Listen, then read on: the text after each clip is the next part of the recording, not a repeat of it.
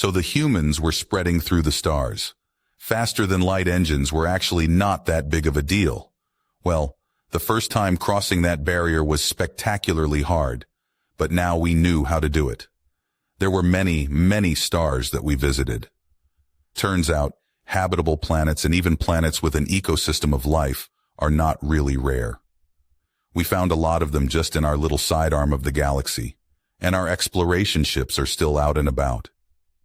There was quite the backlog for the scientists that follow in their wake, and an even longer one for the shipyards that just could not churn out colony ships fast enough. It was a remarkable period of history happening for that generation of humans.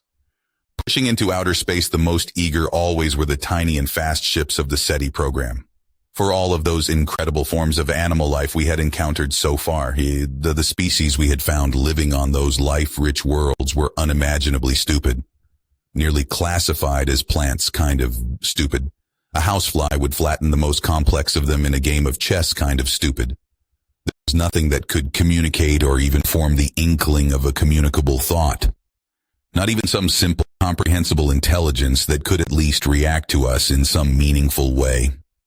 2 days ago, Earth days of course, always Earth days, that changed. Big time. We received electromagnetic signals traveling the void between some two systems. We found their source and sent every kind of greeting we could think of on the way there. And we not only received an answer, but began communicating. Simple beeps and boops, of course, at first. The smartest humans were pining over those signals and messages, trying to translate and interpret them, and simultaneously figure out a way to make our noises understandable. They failed, though there is always another party in a conversation, and luckily for us, they did not fail. So the humans got an invitation. One human, a non-aggressive ship, and a specific location outside our known space, where they would await us. Since it sounded extremely risky and very much like a trap, it actually took a couple of seconds before the SETI program was utterly overwhelmed with applications by volunteers. One human was pronounced ambassador as quickly as possible to stem the madness, thrown into an exploration ship that was mostly automated and then slung into the general direction of our hopefully soon-to-be friends. Following these directives brought the exploration ship to an empty part of space, the nearest star light years away. At first, nothing else seemed to be there, and only after the ambassador reran the sensor sweep, another ship was picked up. Its signature was tiny, making it nearly invisible. She sent the prepared greeting and promptly received back an answer, an approach vector, and an invitation to come aboard. The ambassador sat on what could pass as a stool before a window that parted the room. On the other side, that had a much deeper floor, stood a member of the sapient alien species. It was at least 6 times her height and towered over her.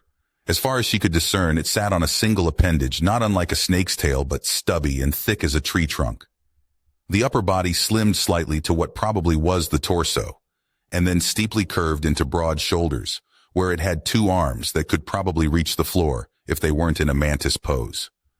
There were another 2 pairs of shorter and thinner appendages hanging from the torso below the shoulders that had very fine 3-digit manipulators on their ends. That was relatively speaking. These hands would have easily be big enough to pick up a human. At the very top was the head hanging on a bent neck, which could have been called snake-like as well, though it was all wrong. Too broad and flat, no visible mouth, and 2 pairs of fully black eyes on the sides. There was no way to tell if it was wearing clothes, the flat gray color entirely featureless, practically the same as the walls around her. Taking in these details, she had already forgotten about the device she had picked up from the chair and curiously inspected before the wall had suddenly become transparent. It was a palm-sized disc with an entirely smooth and unbroken beige surface. The material felt warm to the touch, though the significant weight made her believe it was made from metal. "Greetings," an emotionless voice chirped from the unknown device that turned out to obviously be a translator. The voice did not fit the massive size of those aliens. It sounded more like a badly recorded child speaking with distorted blabber running in the background. At the same time, the alien behind the glass slowly turned its head to point its eyes at her in a gaze that felt like a stadium spotlight. She immediately forgot the standard welcome message she was supposed to deliver and replied while seemingly shrinking. "Hello? Your ship is mathematically incorrect," the device chirped. "My what?" "Your ship is mathematically incorrect." This was a strange start of relations, and that translator device might be useless altogether. But at least she managed to compose herself to begin anew and by protocol. "I am Ambassador Neil, and I am being sent to represent all humankind. I come with a message of peace and the will to establish a bond of friendship between our species and our worlds so that we may learn from each other and grow together in sharing our knowledge. Why is it incorrect? Your ship?" She eyed the translator. After a brief moment, she spoke. "I do not understand your question about my ship." "Why did you build it? Like this design? Your ship?" No movement from the alien being. Even if she could read its body language, there was no way to tell if it was curious, annoyed, or critical.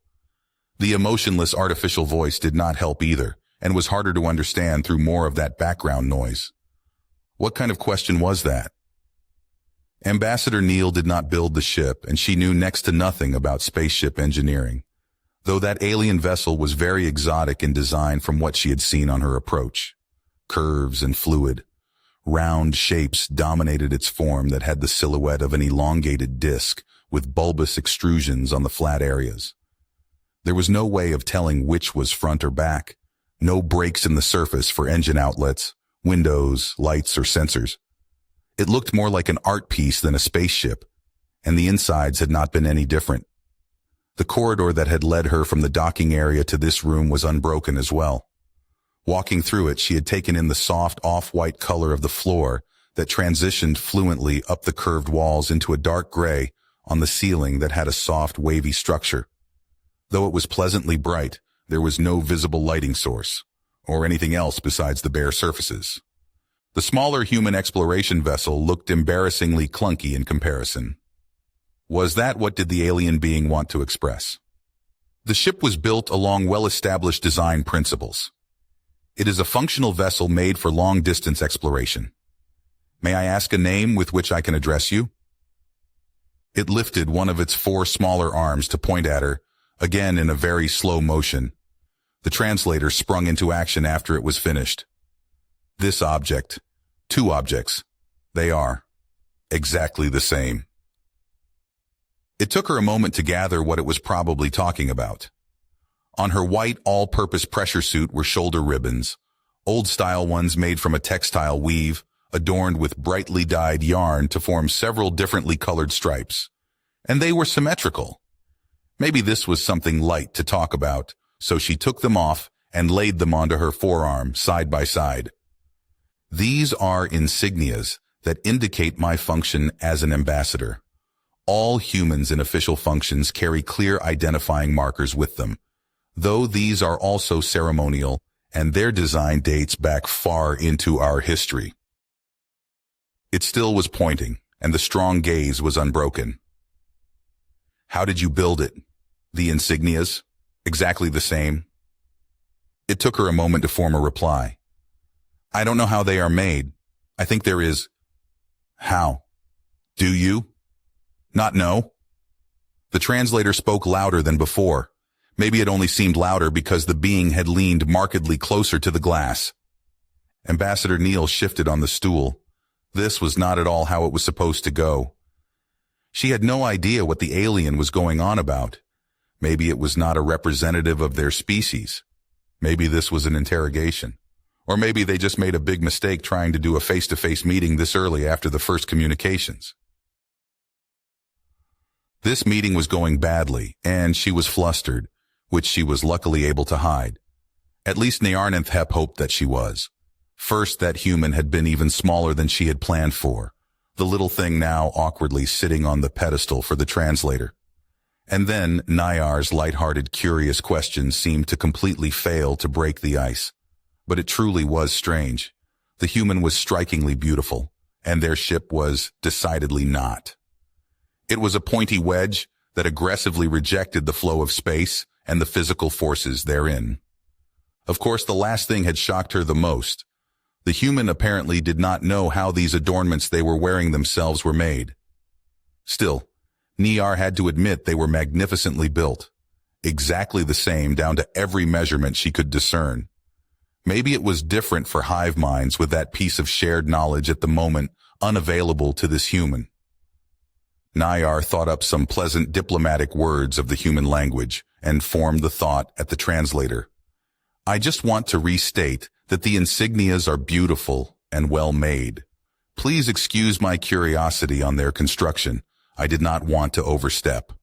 Perhaps you can help me understand your fascinating biology more instead. I would like to know about your means of communication through a shared consciousness. How are you able to connect to each other over stellar distances? Then she waited for the translator to create those air vibrations that were the human's way of exchanging information over small distances. Quite efficient too, as it needed next to no energy and simultaneously worked between great numbers of individuals.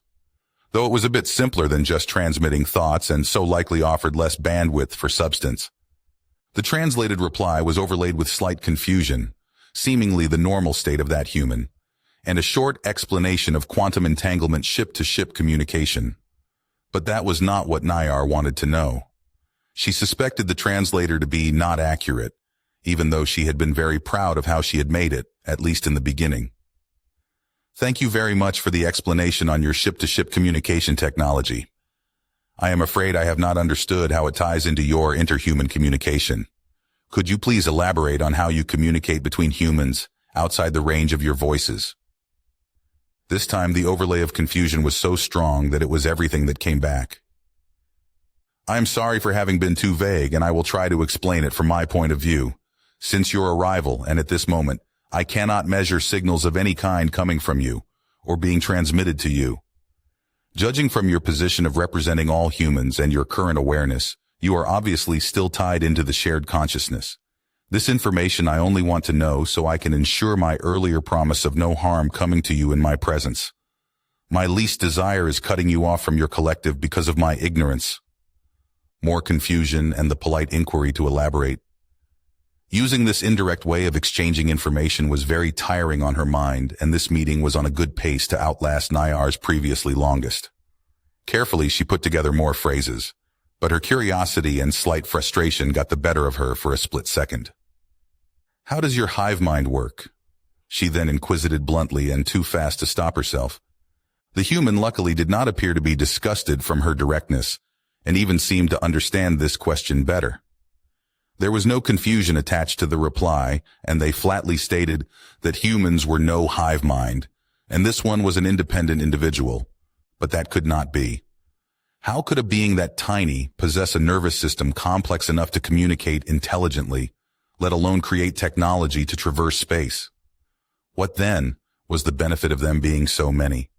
With a thought, she locked down the meeting room with a full-spectrum communication blockage field, a safety measure she had implemented for emergencies and not planned to actually use. Incredibly, she noted no change in the human. So it truly was a contained unit, independent from a shared consciousness. Niar was perplexed, and again let slip a thought. The disk in her hands chirped. Impossible. You are. Too small. This time she thought to hear some emotion from it. Baffled incredulity. Ambassador Neal stood up instinctively, drawing herself to her full height. She was at least 2 hand widths above average height, adding her oftentimes unruly curly hair that might have even been 3. With difficulty, she got back into a diplomatic mindset and asked, "There may be some misconceptions on both of our sides. Please help me understand the relationship between size and intelligence and how it regards to your perception of human biology." A full minute went by, where the big solid black eyes just stared. Then the translator sprung into action to say, nearly intelligible through even more distorted and louder noise, "Brain big, intelligence high." This was an exercise in frustration with these short and nearly pointless answers and questions. To top it off, the translator device seemed to be on a process of breaking down, if speech clarity was any indication.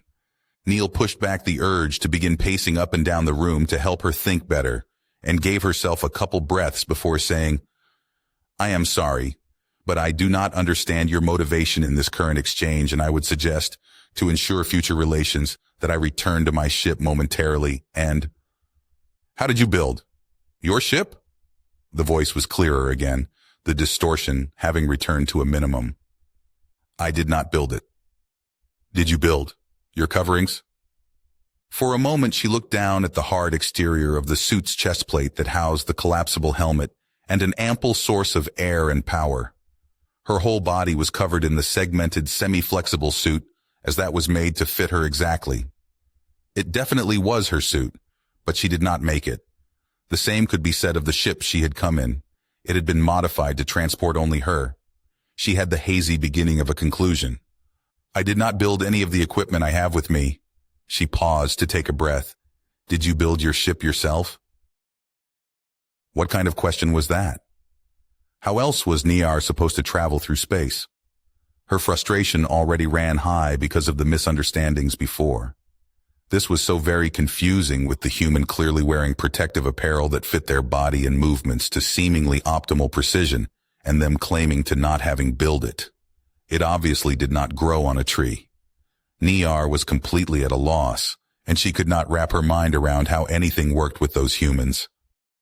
Coupled with that was her whole body beginning to ache because she was standing polite for so long. Yes, I am the maker of my ship, she thought as a short answer. It even sounded wrong.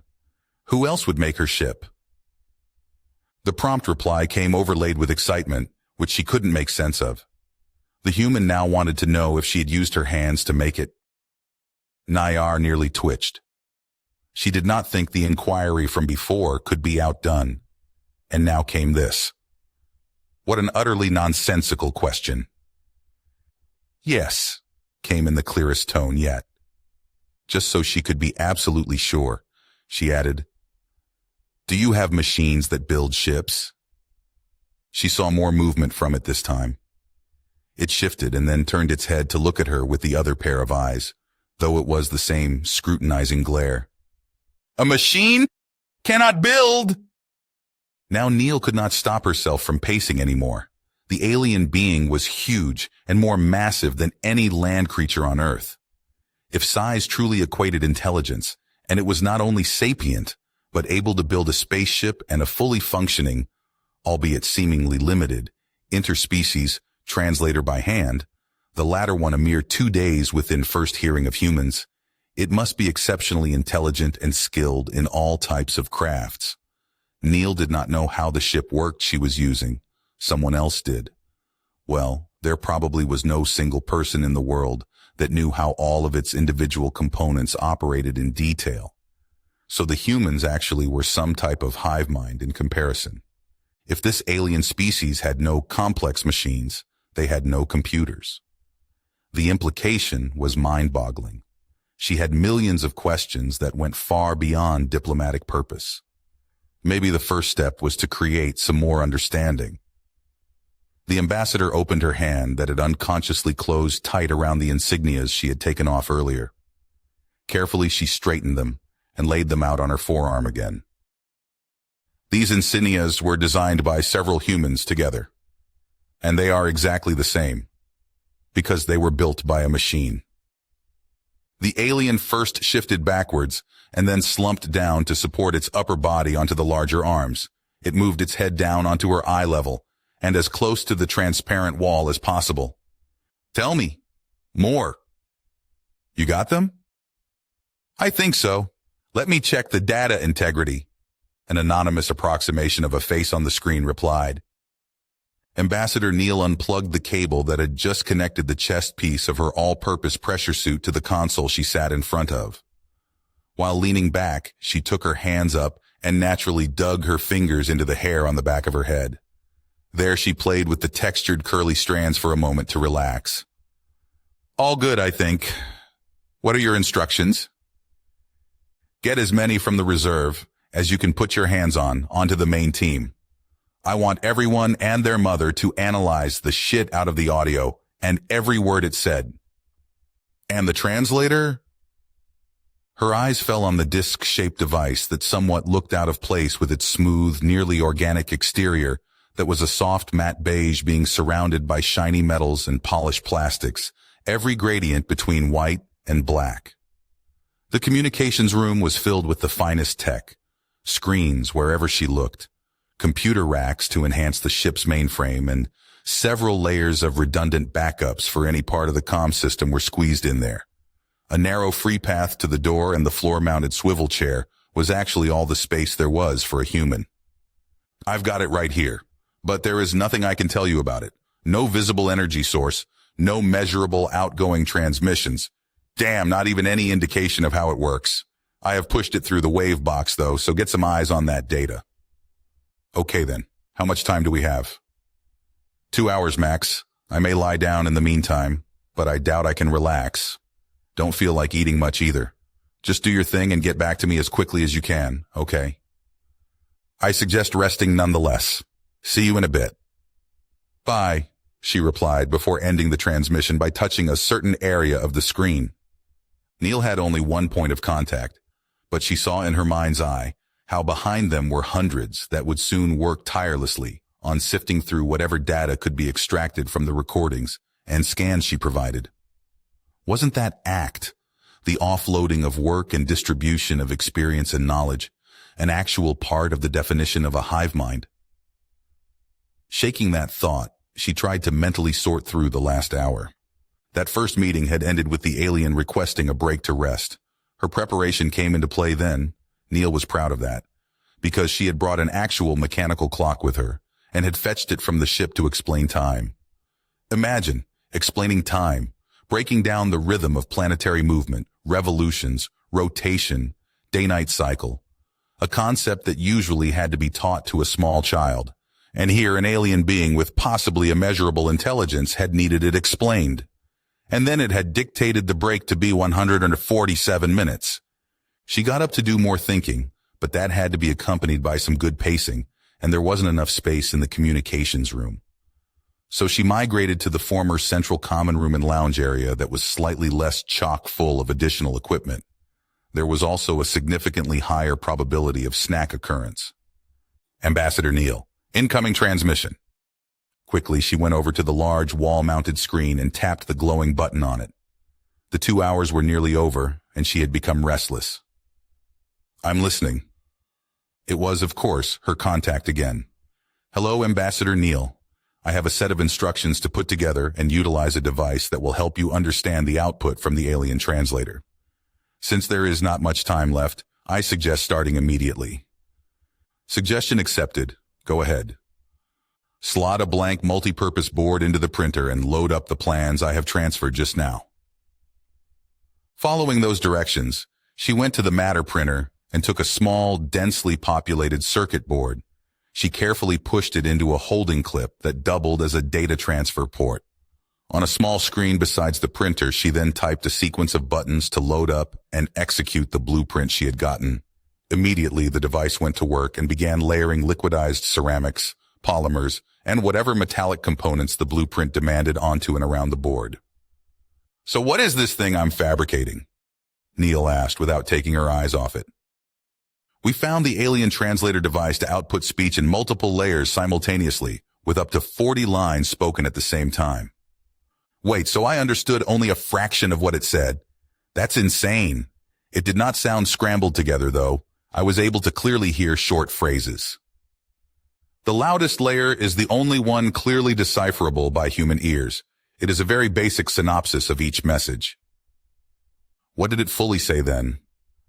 I suggest using the interpreter device going forward, but there is not enough time to go through the audio transcript. The difference in message length to the synopsis is significant in most cases. Of course, she glanced at the embedded clock on the printer's display. She would only have 3 more minutes. At least the printer head was already doing its last few twitches, depositing a finishing layer onto the 2 cable-bound pieces of equipment. Seconds later, it let off the audio signal for being done. So Neil grabbed what she recognized as an earpiece and a small, flat, rectangular thingamabob, both now shiny black after the brief hardening period. Mount the main unit to your suit in a place where it will best pick up the translator audio output. The earpiece was designed to fit your right ear. Be aware that there might be a noticeable time delay before you will hear the full message, depending on the information density. The interpreter was devised with the same no-emission standards as the rest of your equipment. Okay then. Till the next break. Goodbye, and good luck. A minute later, Ambassador Neil arrived back in the meeting room, the translator in hand and the translator-interpreter stuck to her chest plate. The flat wall on the far end was opaque as it had been when she had come in the first time. She noticed that the room had changed. The walls were narrower, the ceiling was lower, or rather, the floor higher, and the stool had been replaced with a proper chair that actually had a backrest. On it lay the clock she had originally put down onto the stool, but it still looked seemingly undisturbed. She left it in its place to remain standing as her anticipation ran high. The moment of truth came little later, when the barrier between the alien being and her turned translucent. At least she was mentally prepared for the reveal of the massive sapient creature that again had its intense, large eyes on her. It was in the prone position and resting on its large pair of arms, which made it at least look somewhat relaxed. She did notice the alien translator device feeling subtly different in her hand now. "Greetings! Again!" The unfittingly thin voice of the translator chirped, and Neil held her breath until she could hear the synthetic voice through the earpiece. "Welcome back, representative of humans. I am joyful to see your return and hope you have rested and recharged. I am sorry again about the need to instigate the break, but I am now ready to engage in more discourse." She was unable to fully suppress her smile. There was an inexplicably large amount of excitement swinging with the greeting of the human. There also was something new about them, Niarn Enthep noticed. A dark object clung to their apparel, hanging on a thin wire that came from one of the audio-sensory inlets on their head. Niar looked closely, but could not distinguish its purpose, so she thought of appropriate questions. "I do not want to overstep any bounds again in my curiosity, but I did notice that you have brought a new object with you. It has a strange and disharmonic shape, but it is very finely made and wonderful to view up close. Is this something you want to show me that is as interesting as the timekeeping machine? I still think that to be fascinating and would be happy to learn more about the machine's human use." After sending her thoughts to the translator, it took far longer than usual for the human to answer. They had waited unmoving for a long moment before replying. And there again was a strong sensation of excitement with a mix of jubilance. The human explained the machine. It was a device that complemented Niar's translator since it did not speak in a way a human could understand properly. They had built it during the rest period, and now they were able to hear all of what she spoke. How wonderful, and also shameful. Niar's translator had obviously not been made correctly, or maybe she had wrongly interpreted their audio communication abilities, and now they have had to fix it. She had nearly messed up this first contact meeting with the humans. Reflexively, Niar clicked in frustration before tensing up. Clicking was impolite and decidedly undiplomatic, and she dearly hoped the human would be unable to sense it. Quickly, she moved her thoughts to questions about the new machine to distract from her lapse. A sharp sub-bass snap that seemed to penetrate into her bones made Neil flinch in surprise. It had been barely audible, and she could not tell where it came from. There was no reaction from the being, and a moment later, it felt like it could have been a hallucination altogether. Only after now straining her ears did she notice what was unconsciously bugging her since she had stepped onto this ship. There was absolutely no noise besides her own, and when the translator did its thing. And even though she thought about it at the very moment, it still made her flinch another time from breaking her out of her thoughts when it spoke. "How did you build it so fast? It is wonderful that you could make up for the inadequacy of my translator, and that you are now able to better understand me. I am very interested in learning how you were able to swiftly design and build this machine in the short time span I had suggested for the break." Choosing to ignore that incident and thoughts from before, she began the explanation she had already mentally prepared. "In my ship, I have a machine that is able to weave metals and plastics to create different building blocks that can be combined to form nearly any kind of small machine or device I may require for this meeting. I have sent the audio recording for analysis to my friends, like I said before, and they have designed this interpreter device so I would be able to understand you better. The machine then built it for me within 2 minutes. But I can see that you can build very fast as well. You have changed this room while I was gone. Shape is easy. Tell more. Of weaving machine. In her ear, the interpreter expanded. This room is merely a surface I have made to encapsulate the specialized environment necessary for your well-being. Changing the internal size or general and detailed shape is an effort not worth mentioning. I am fascinated by the matter-weaving machine you have spoken of that is able to build this interpreter machine so fast and may create other machines as well. How did you build it so it can contain the intellectual ability necessary to understand what it is building? And how do you teach it new things? Neil exhaled through pressed lips. These were complex questions, and it didn't even tell her how it could reshape a room possibly without the technological benefit of any machines. Apparently even effortlessly. That was decidedly more interesting, and she had to stop herself from bombarding the alien with questions. Though she definitely was at least communicating properly now and pulling this diplomacy thing hard. The urge to move pressured her to fidget with her hands, but at least she was not walking side to side again. She had to keep this simple now. That would not be too difficult, as she did not know the technical specifics about how the matter printer worked anyway. What was this human talking about?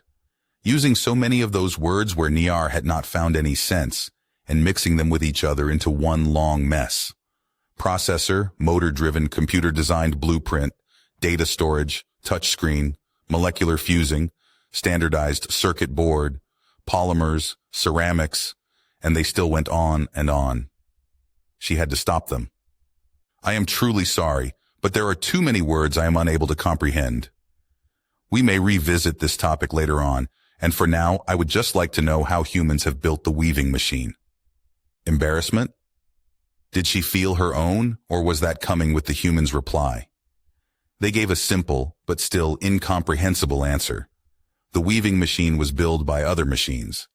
So behind the interpreter machine was a more complex and intelligent weaving machine, and behind that was an even more complex and intelligent building machine. She could not even imagine how the human had made the first machine, and now she learned of that. It was hard to hold herself back, so she formulated a very short question to not let anything else slip out. How did you build that? There was no emotion she could interpret over her own overbearing confusion. These building machines were made by even more machines. How? Was this an unending chain? What level of complexity could these machines reach? Niar's body ran hot just trying to wrap her mind around this insanity. Did you build anything? To clarify, she quickly added the words the human had used. With your own hands. The alien shifted and twitched almost more than Neil at the moment. The movement of the massive being that was only in eye height because the floor behind the transparent wall was at least 10 meters lower made her exceedingly uneasy on top of everything else. Well, no, I did not. Interpreter? Apparel? Weaving machine? Ship? Built nothing? There was no need to wait for the interpreter to engage, she quickly explained. All of these things are built by machines. They are much more precise and much better at making things than we are with our own hands and tools. But they are all based on our designs and ideas. And way back in the past, we did build the first machines ourselves. A long silence followed where the being lifted its gaze to seemingly stare down the corridor that ended in the docking tunnel behind which was her spaceship. Only after a few breathless seconds it turned back to her. Impossible, the translator chirped with a good amount of background noise, so she waited for the delay to pass to hear the full message. You state that you are unable to build the interpreter machine, or the weaving machine, or the builder machine. But complexity can only come from more complexity, the same way an intelligence cannot create a greater intelligence. You claim to have built impossibly complex machines with your hands that then built the machines you claim to be unable to build due to their complexity. This is a sequence that cannot be. Truly, I am impressed and fascinated by the machines and objects you have displayed and could not recreate them if I tried the hardest. I can only deduct that humans must have come later than the machines then, and you must originate from machines like every other object you have displayed." Neil's mind was tumbling through these words, and she could not find a calm spot in the whirlwind of thoughts that was going on in her mind right now. Did she not stand in a spaceship capable of interstellar travel, holding a device that translated whatever inaudible way of alien communication into her language? Were these not machines? Very complex ones even. Okay, firstly, we humans definitely don't come from machines. Secondly, you have made this. She held up and shook the translator, ignoring that the act might impact its ability to make her understandable. And this is a mightily complex machine. It's a device that changes my language into yours and yours into mine. How did you make this with your less complex hands? It began talking while she was still waving it. The translator is simple. I have shaped and built the translator to internally vibrate from my thoughts and transform these vibrations through the connected material into movement of the outer skin, which creates the type of atmospheric pressure waves that humans are able to distinguish with their audiosensory organs. It is an unmoving, simple, non-intelligent object. What? This is crazy! What about your ship then? The ship is simple, was the same nonsensical reply. It was shortly followed by the expanded version from the interpreter.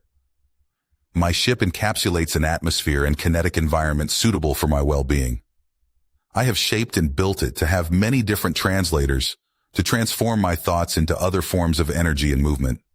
It is as well unmoving, simple, and non-intelligent. Neil's eyes bulged from that reveal.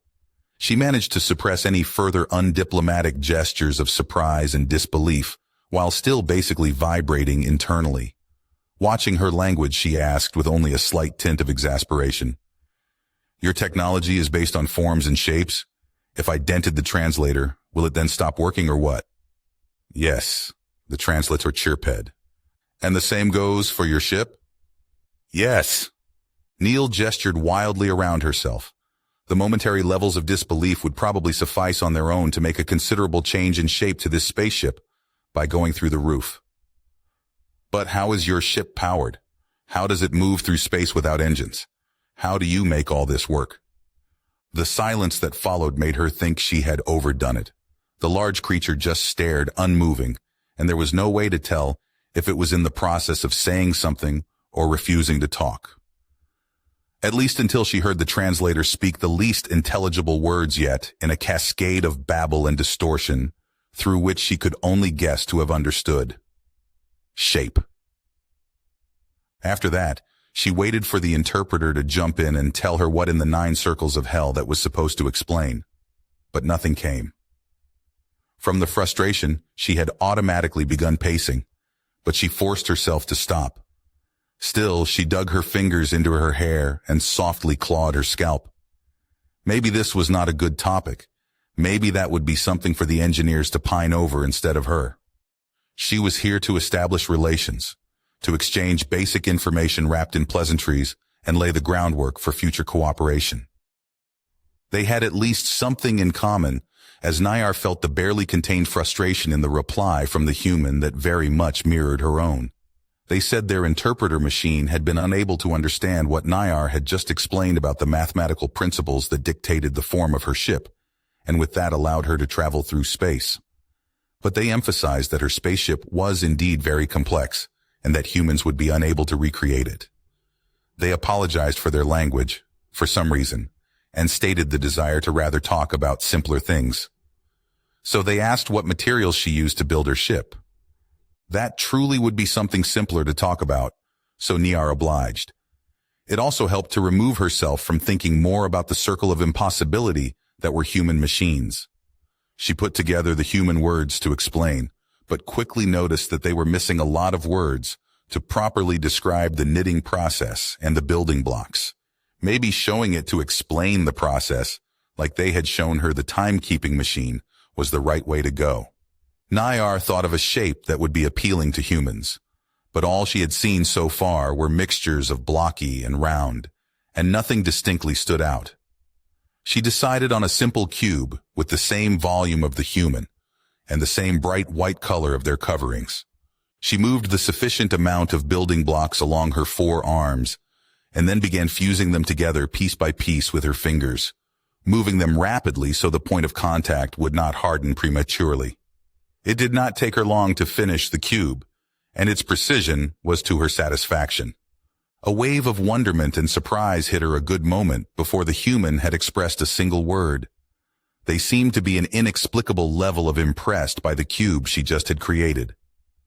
This is a mere shell, a hollow shape without any purpose, and I have only built it to demonstrate the building process as I am unable to properly express it in your language. The emotions did not cease in the slightest. The human said to be amazed nonetheless and could now imagine how her ship had been built.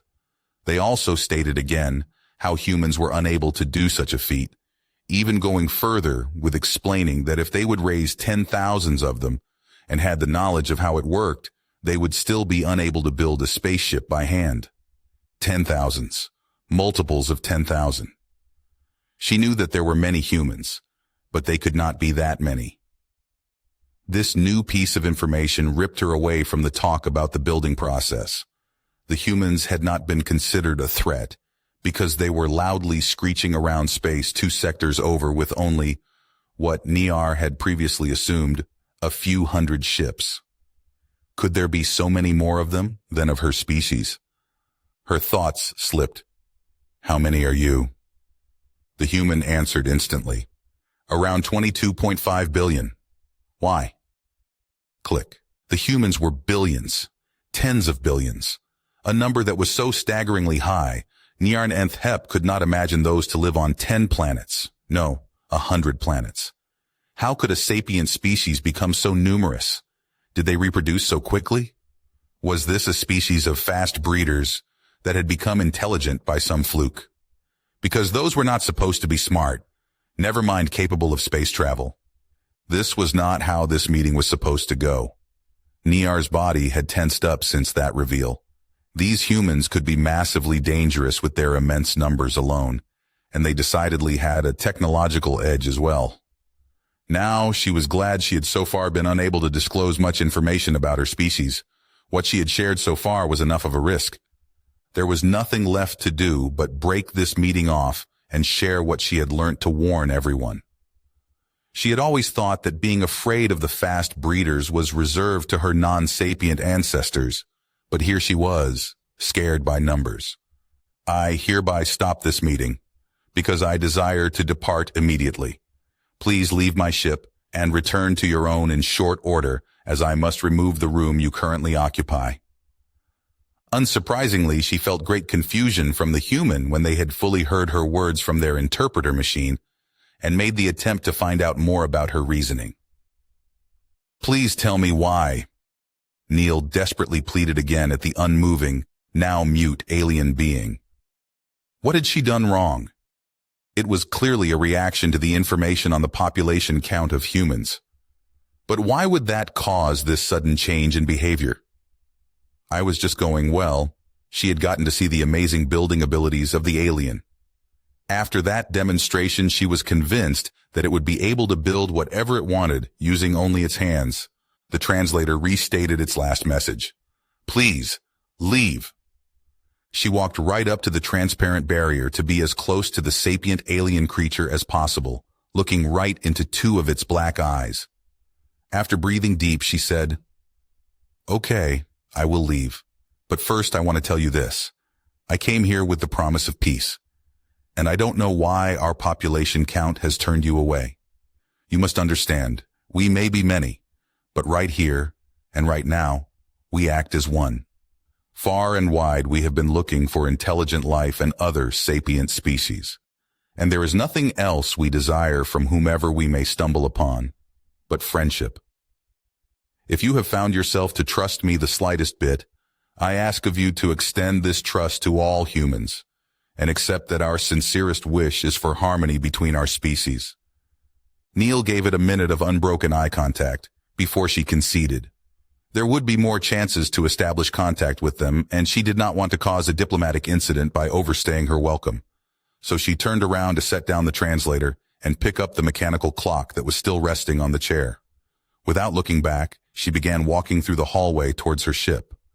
Her eyes easily followed the rounded walls and soft curves, running unbroken right up to the point where the human-made docking tunnel connected. It was quite the contrast in materials, but the metallic ring joined seamlessly with the matte, organic-looking surface. There was not the slightest gap visible between them, and they formed an airtight seal without the usual locking mechanisms. She was about to step over that connection when she heard the childlike voice of the translator speak out to her. "Stop." Apparently, there was a volume level minimum for the interpreter because it did not do its thing and remained silent. Ambassador Neil turned and walked back into the meeting chamber. "I am apologetic. The past made me fear." This time she was close enough and got to hear, "I am sorry for the rash reaction, as this is a development I had not anticipated. I thought the humans to be a localized hive species with a shared intellect and a therefore limited population count. Now I know that none of my assumptions are true. It is heavily ingrained in my biology to be exceptionally apprehensive towards small creatures in great numbers, as they had been the predators that preyed on the ancestors of my species. It is difficult to suppress the instinct to avoid becoming overwhelmed at all costs, and I seemingly was unprepared to handle an incident such as this. I know that my reaction was extreme and with little comprehensible reason, but I ask for reprieve nonetheless." The creature, 6 times larger than a human, somehow looked small at that moment. Or was that merely a fluke of imagination? Neil did not know what to think about the explanation. How would she have reacted if she had met a sapient species that was wolf-like or looked like xenomorphs? Would she have stood above her instinctual monkey brain? Though for her it was clear that this incident was merely a blunder on the way to a better understanding, and without having to think about it, she replied, "I am glad you have thought it over, and am thankful for your explanation. I now understand why you reacted the way you did, and I see no reason not to forgive you and move on." Neil had underscored her words by nodding, and to her utter surprise, the broad and flat head of the alien nodded in return. Before she could express her astonishment, the translator chirped, "All humans? On one planet?" "I wish to leave this lamentable event in the past as well, and am grateful for your understanding and forgiveness. If I am not overstepping bounds, I would like to know how you have made a home for this great number of humans on your planet Earth. And how are you providing so many with biological resources? Would that not exhaust your ecosystem? Or are you using spaceborne habitats to expand the former and your machines to help with the latter?" Nayar had not been able to relax yet, and hearing the staggering population numbers the human was talking about absolutely did not help. For a start, apparently their home planet Earth could sustain the near incredible number of 14 billion humans, supported by technology and machines. Spaceships and habitats on otherwise lifeless planets and moons in their system gave home to nearly 1 billion more. And then came the next surprise. They had colonized 25 planets with a habitable biosphere outside their home system where all the rest lived. She had assumed the meaning of colonizing to include creating an ecological environment that would naturally support humans. But would that not utterly destroy those worlds if they already had an ecosphere? Maybe she had misunderstood. Her curiosity keeping her short, she put together and sent the question. "The 25 planets outside your home system, how did you choose them for colonization? And how many more have you found that would align with your criteria?" And the human explained how their main focus lay on finding planets with advanced plant life. They also did not mind finding fauna, since any animal they have discovered so far was immeasurably stupid. Then they added that had found around 150 more candidates for colonization. Now Nayar's instincts went right back to telling her that the humans were a threat. They were actively searching out alive planets to then bring thousands upon thousands of humans there to tear down that life and then replace it with whatever would benefit them. She knew that planets the humans were looking for were numerous, but that would surely not protect them from being depleted at some point. And maybe these were then even the same planets Nayar's species would seek out for their offspring that had reached independence. I would like to know how the colonization and selection process works, and where the candidate planets are that you have found. They began explaining about scout ships they would send to scope out star systems, going out from their own home system in the center of the search radius. But the process of establishing a settlement sounded like nothing Niar would have assumed. Apparently, they would first create a small foothold and carefully research each world before fully committing. There was some more information after that, but it was words about technology she did not understand. The important part was, it did not sound like they would conquer and subjugate those live planets like she had assumed. Carefully, she worded her next question. She did want to remain diplomatic. So you do not destroy the ecosystems you convert? Confusion, but then quickly followed by shame. They stated to do their best to highly limit the changes to worlds they would choose to colonize, since they had nearly caused an ecological collapse of their own world when they had still been a single planet species. They called this stance the maxim of exoplanet conservation and said it would be held dearly by all humans. She was astonished from what the human had told her. Their own world had been damaged by them so much in the past that they now made an effort not to harm any other, though it was not hard to picture how a species that could grow so numerous would become a threat to the planet it developed on. She briefly imagined a swarm of millions of humans trampling through rich vegetation, devouring everything, and leaving barren land behind. It was a disturbing picture, and she was glad it did not line up with the truth. Also, they seemed content in remaining in the sector where they had their home system. So, how many planets do you live on then? Slid Neil the question about population carefully back. 1,742. If she hadn't been this shocked, she would have maybe made noises of surprise. How could this alien be afraid of the humans? How many were there living on that many planets? Neil waited for context, but the interpreter was silent. The number was all it had said. You have colonized more than 1,700 planets? Planets are, not colonized, came from the translator. And a second later, the synthetic voice spoke from her earpiece. My species does not colonize planets as there is no need for it. There is solely one independent juvenile of my species living on every other planet besides the origin world. That did clear up nothing and just threw up more questions that burned on her tongue. There were children that had to live off-world, all alone on a whole planet. Neil had begun fidgeting again. The clock in her hands was at least a very good distraction as she continuously flipped it and drummed on its glass. She turned up her diplomacy and asked, I might be understanding this wrong without context or by drawing parallels to my own society, but could you please elaborate on your statement that there are some children housed in planetary isolation? The translator spoke through so much noise, she barely understood the two words. All children. Instantly her hand went to the earpiece, pressing it into her head while tonelessly forming the words. You better interpret the shit oaf of that. The seconds went by and only prolonged the silence. After half a minute that had felt like an hour, she could not stand to wait longer. Could you please simplify your answer? Children need space to learn. The interpreter followed with, my species' offspring are given the space of a planet to learn and grow. It is essential for mental and biological development. I need more context to understand, Neil said while straining to disguise her bewilderment, because human offspring are continuously supported by their parents and society while being nursed to full maturity.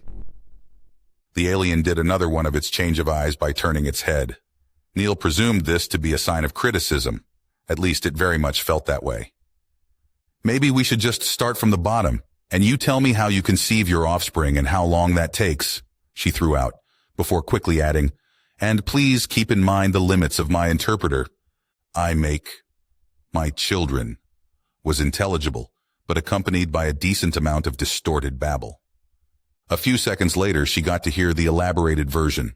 When I am biologically ready, I may freely initiate the involuntary movement of embryonic organ seeds that will gather in a fetal pouch that is located on my back.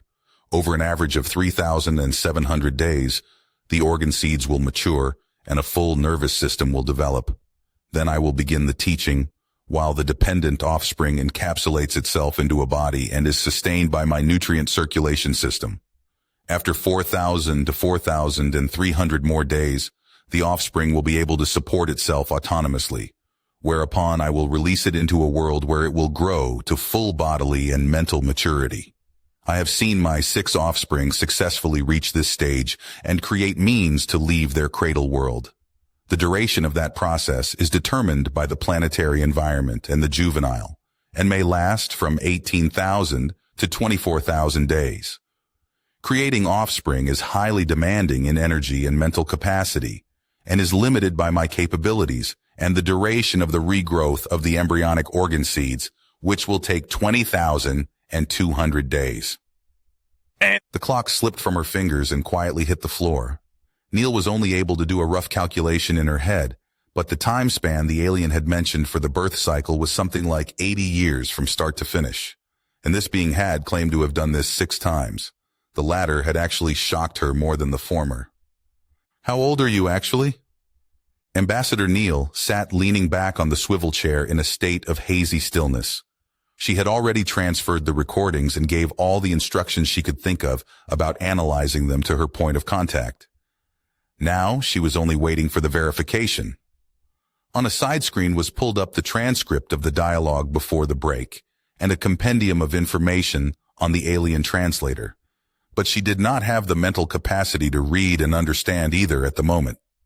Those last couple hours had felt like they've dragged on for at least a week, possibly because they had been filled with enough novelty for a lifetime.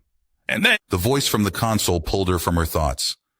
I have successfully received the recordings. Do you have any other instructions? Not right now. I will disconnect then. Yeah, sure. See you on the next scheduled check-in. She replied in a vaguely agreeing noise. A few minutes passed before she got up to find the ship's automatic cooking station. Right now, she needed a nicely cold water, a hot, protein-rich meal, and a sugar-laden, fatty dessert, in that order. While her cup was filled by the water dispenser, she contemplated the last piece of information she had learned, after which the alien had requested a long break to rest, as if Neil had been able to intake much more anyway. She had slowly gotten to see it as an equal, despite the differences. But how could they be when that being was nearly as old as the Renaissance?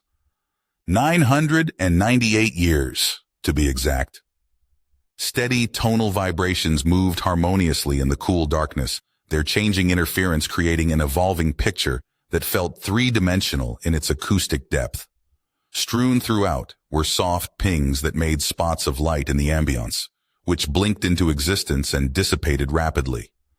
Occasionally, a high note drew a clear, shiny streak across the flowing randomness like a falling water droplet.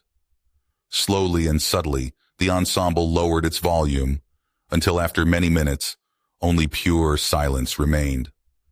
A deep and heavy mind stirred in the void that was left, slowly unraveling the clumped-together mass of thoughts and making light in the surrounding consciousness.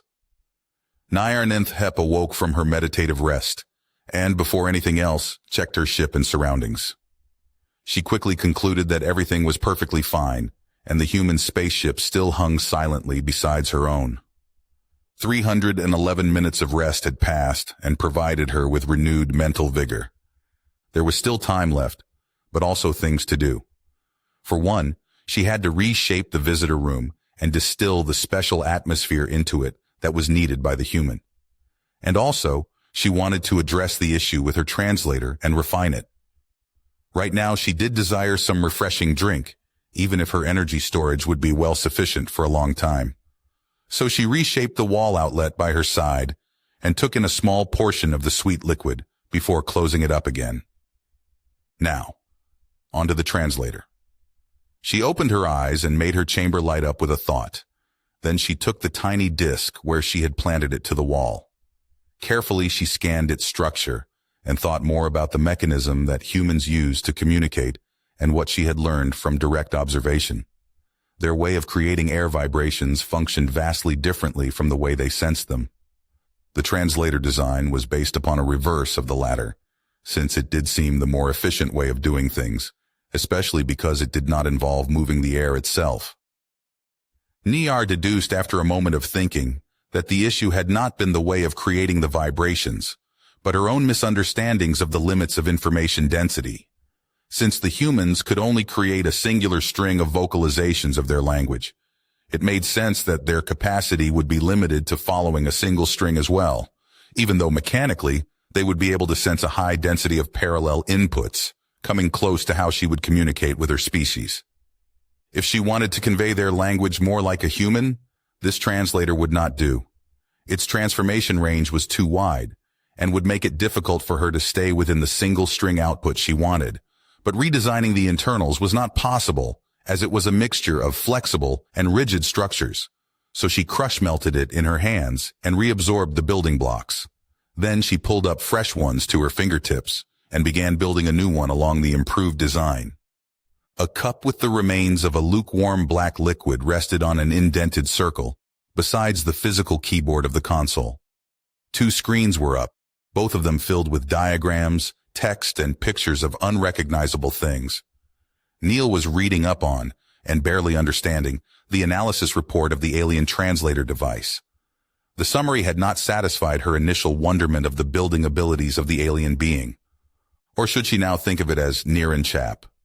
She did get the alien being's name from the transcripts, though she had to listen to the isolated sound to be able to repeat it, and still was very unsure of the proper pronunciation. As she had understood from the report, which essentially amounted to a research paper with dozens of names on it, the whole outside of the alien device was made from a hydrocarbon polymer lattice that had a near-perfect repeating structure in the micrometer range and looked slightly reminiscent of an organic cellular structure. The makeup changed along the disc shape, apparently depending on what mechanical properties were desired from the macro material. In the paper were mentioned several different lattice structure archetypes, each showing subvariants that, together with the material thickness, fine-tuned the properties to a degree that vastly surpassed anything human-made from single materials. Noticeable as well was the overall shape. While Neil had thought it to be a circular disc, it was slightly off from an ideal circle, and also the material structure was not perfectly symmetrical radially. About the internal molecular makeup was no information. The scanner had apparently not been able to do much more than a surface material analysis due to the thickness and density of the outer layer. But judging from the versatility of this polymer lattice, it would be a good guess to assume the whole thing was made from it. Thinking about the size difference, that translator must have been minuscule for it, and still, it had created an object that Neil would say was profoundly more intricate than either the mechanical clock or the interpreter device, which it had been very impressed by, for some now incomprehensible reason. She checked the current time on the corner of one of the view screens and noted that she had less than 30 minutes until the next meeting. Time to don her all-purpose pressure suit with the interpreter and check in with her point of contact before going over onto that alien ship again. Greetings, representative of the humans, and welcome back to my ship. I sincerely hope you have rested and recharged well. A voice boomed. That was definitely not the one she had listened to before.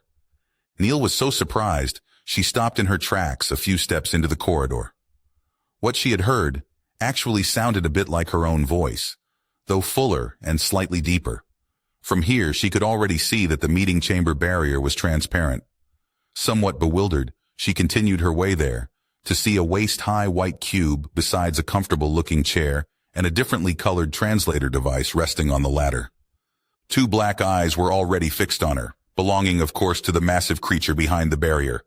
Again, it seemed to comfortably rest on its arms and to hold its head specifically to Neil's eye height. Greetings as well. I am happy to be back, and I am indeed well rested. May I ask if you have made a new translator?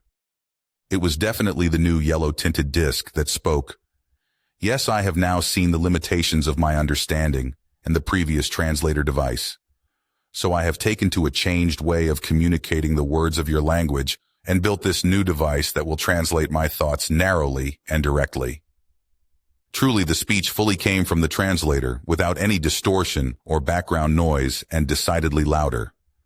Her interpreter also had nothing to say. Neil was positively stunned on how quickly that being had not only devised, but also built a new translator, especially after learning about the insanely intricate makeup of the old one. While removing the earpiece and dismounting the flat rectangular main body of the interpreter from her chest, she complimented, "I am very impressed by your building abilities and also with the speed with which you can create things.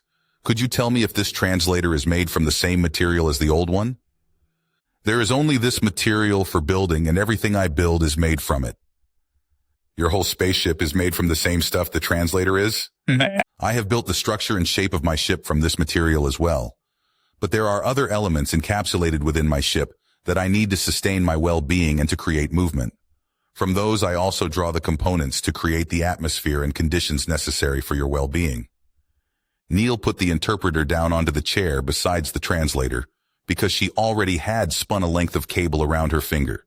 To her delight, this new voice was much nicer to listen to than the old one, but she still had the feeling that she had been used as a template for it. So, from the old translator, human scientists were able to learn that the molecular structure is very special and impressively complex.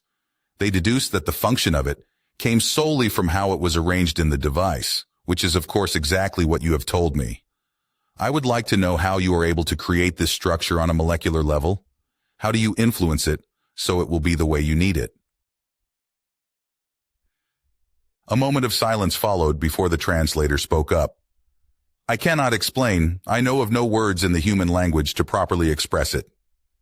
"Well then, use some from your own language, and I might be able to get it from the context." "My species' way of communicating does not introduce this layer of abstraction as the humans do by using language.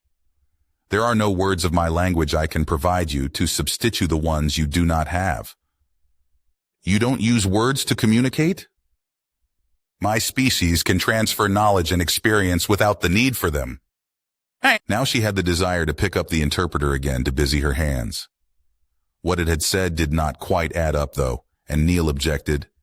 "You do have words. You gave me your name, Near and Chap." A slight shift in its body position followed before it replied. "You had asked for a name, as you have a specific designation for each and every human. My species does not have the need for names, as I know every individual, and they know me. When you had asked for my name, I could only think of the sound I had been addressed by when I still was in development on the body of my ancestor. And that is Niarn Nth Hep." While it had said its name through the translator, Neil could pick up a barely audible low-frequency noise without a clear point of origin. Concentrating rather on stepping up the politeness level again, she began explaining, "I could not imagine not having words. The human thinking process is heavily influenced by the way we communicate, and even my internal thoughts are mostly formed around my language. I apologize for assuming you would have the same basis." Then she did her best to repeat the name, Near Handjeb. "There is no need to apologize, as I have not told you about any of this yet, and you may call me Nayar." "Thank you, Niar. Then you can call me Sam." How strange was it to think of an individual not as the very thing it was, but as a disconnected one-word denotation. But Nayar recognized that with a species made up from thousands of millions of individuals, a straightforward identification system had to be necessary, and it was only logical that it would be based on the language they used. Then she staggered in her train of thought. Quickly, she sent her thoughts to the translator word by word. "You have only provided me with words of communication from your language, but I have not learned the words you use as names. Am I missing 22,500,000,000 names?" Amusement flavored the reply that there were not. Apparently there were a number of designated human forename words, a few 100,000 at most, that then were paired with a surname from another set of words designated for that purpose that only partly overlapped with the other. Sam explained that resulting full name would then be the official identifying name of a specific human, though she mentioned that it was not necessary amongst humans to conform to the common name words, and mentioned the example of colonists of a planet in their home system that had a tradition of names made from seemingly random letter and number combinations. More than just one forename or surname could also be used in combination, as names carried ancestral significance. And they continued by saying that commonly a human would be addressed by others by their forename or surname only, and sometimes an individual may choose a different name altogether to be addressed by that might or might not be based on either of their official names. Then Sam used her own name as an example, as it officially was Samantha Daniela Neal, which were two forenames combined with a surname, and she preferred to be called by Sam, which was based on Samantha. So only the entirety of your name is the unique designation which all humans could use to identify you? They replied back that they were unsure if that was the case, and that even full names were not unique across all currently living humans. So that whole confusing illogical mess actually was not even useful to identify an individual amongst humans? Niar nearly burst out with the question of why they relied on such a convoluted and disconnected system if that was true. As if sensing that there was the need for more clarification, Sam added that names were paired with more information to make that unique identification possible in official dealings, and also that other context paired with the name was usually sufficient to identify an individual that had been encountered before when trying to convey information about any human. Still, Niar did not know what to say. She had wanted to know the names of all of the humans after learning about the concept, but now she doubted that it would be as useful as she had imagined it to be. The translator boomed, "Could you please provide me with the names of all humans the same way you have given me the language information? I desire to learn them, and see no efficient way to communicate this extensive number of words through direct communication." "What?" Neil trailed off. They wanted to learn the names of all humans, as in the full names of 22.5 billion individuals? She double-checked by asking Nayar, "I'm sorry, I don't think I understand. Do you want a list of all the names we are using? Or do you want a list of the names of every single human being?" To clarify my previous inquiry, I'm asking for the pseudo-unique full name identifier of every human. Okay, well, she dug her hands into the curly hair on the back of her head. That might not be possible. I think even as a first contact ambassador, I'd have problems to get at all that information. "Do you not know?" came the question from the translator. She imagined an accusing undertone, but the voice from this device, while much nicer in timbre, still spoke without emotion. "Do you mean if I, personally, know every person's name?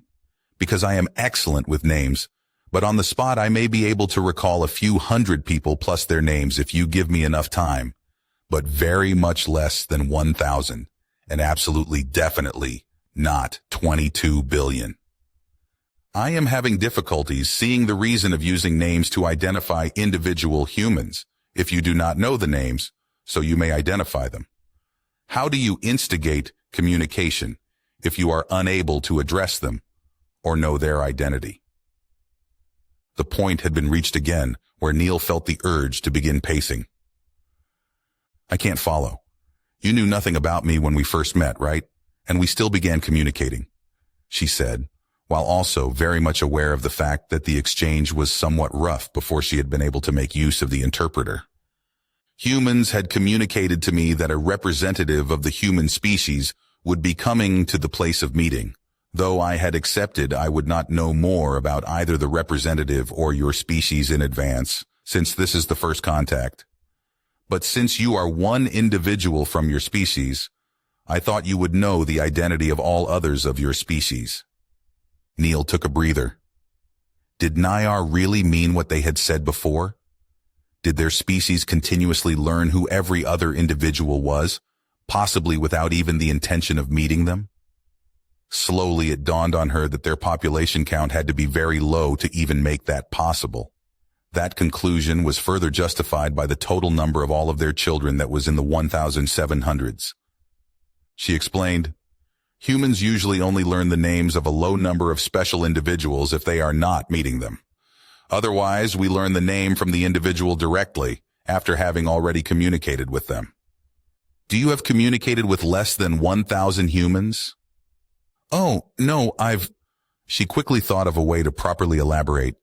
"Humans may deal with any number of other individuals, but if there is no need to offer or learn a name for future relations, we won't. I must have met several thousand humans in the 2 days before our meeting, but only a few of them, have actually offered me their names. Having said that large number in connotation with the short time frame, Niar involuntarily imagined a swarm of them running on the ground around and beneath her. It was a severely unpleasant mental picture and made her tense up reflexively. To distract herself, she tried to concentrate on that whole naming and identity thing. Those were seemingly heavily tied together, but any given human individual did only know a number of others to which they had direct relations to. How then could a representative of the humans even exist if they could not possibly know all the other humans and understand their desires and wishes? Did all of this had to do with their immense population count? Though she did not get to express her desire for further explanations on that topic, when Sam asked, shaded by eager curiosity, to continue talking about Niar's age.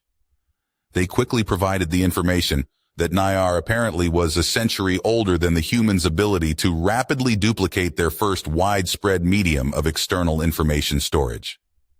Surprised by the sudden change, as well as mildly confused by the provided information, she sent some words to the translator. I am sorry to say that I do not know the significance of this event or understand why you have provided this piece of information. Sam began explaining that the human world had been vastly different at the time when Niar had came to life. They talked about things she did not understand the meaning of, apparently describing technology. It did not help with providing an explanation. Niar put together a question to ask back. Mid-sentence, the translator talked over her. I am unable to follow why you are providing me with information from your past. Neil crossed her arms, then switched them to hanging loose, and then buried her hands back into her hair, all within 2 seconds. How could she approach the question she actually wanted to ask without some context? She gave up and bluntly threw out, Niar, how old can you get?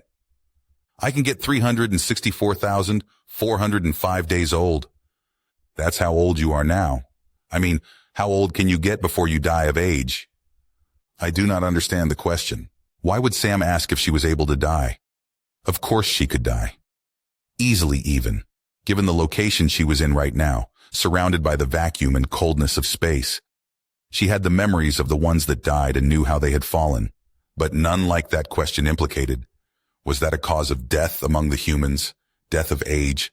How many had died of that to make Sam curious if it happened to Niar as well? She sent her reply to the translator. Yes, I am of course able to die.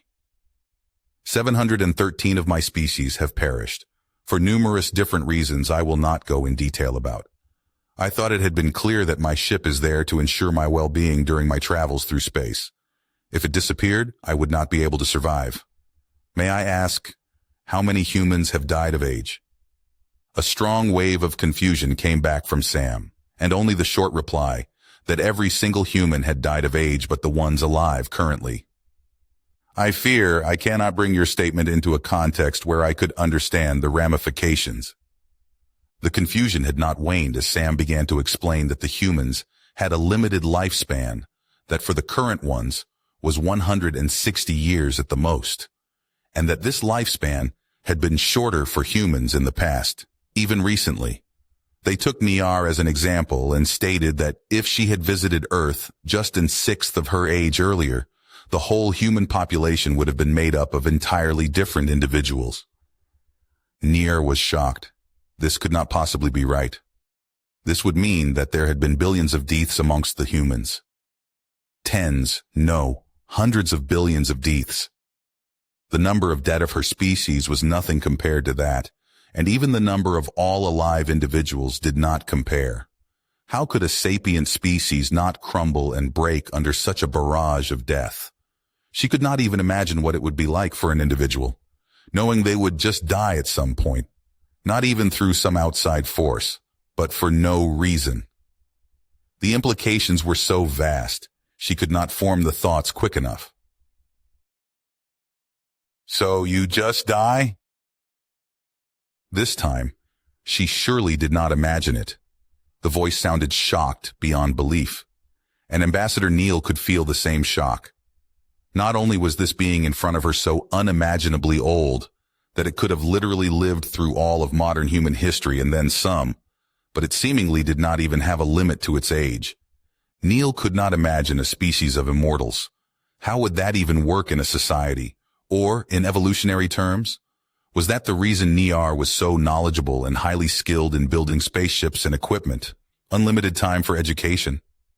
It did give her new ideas about the population count of its species, because if none of them died of age, the possible growth rate would be much higher. Though Nayar had mentioned the dead of her species, and that number was actually shockingly low, how could she explain that those 700 deaths would not even cover the humans dying within any given hour of the day?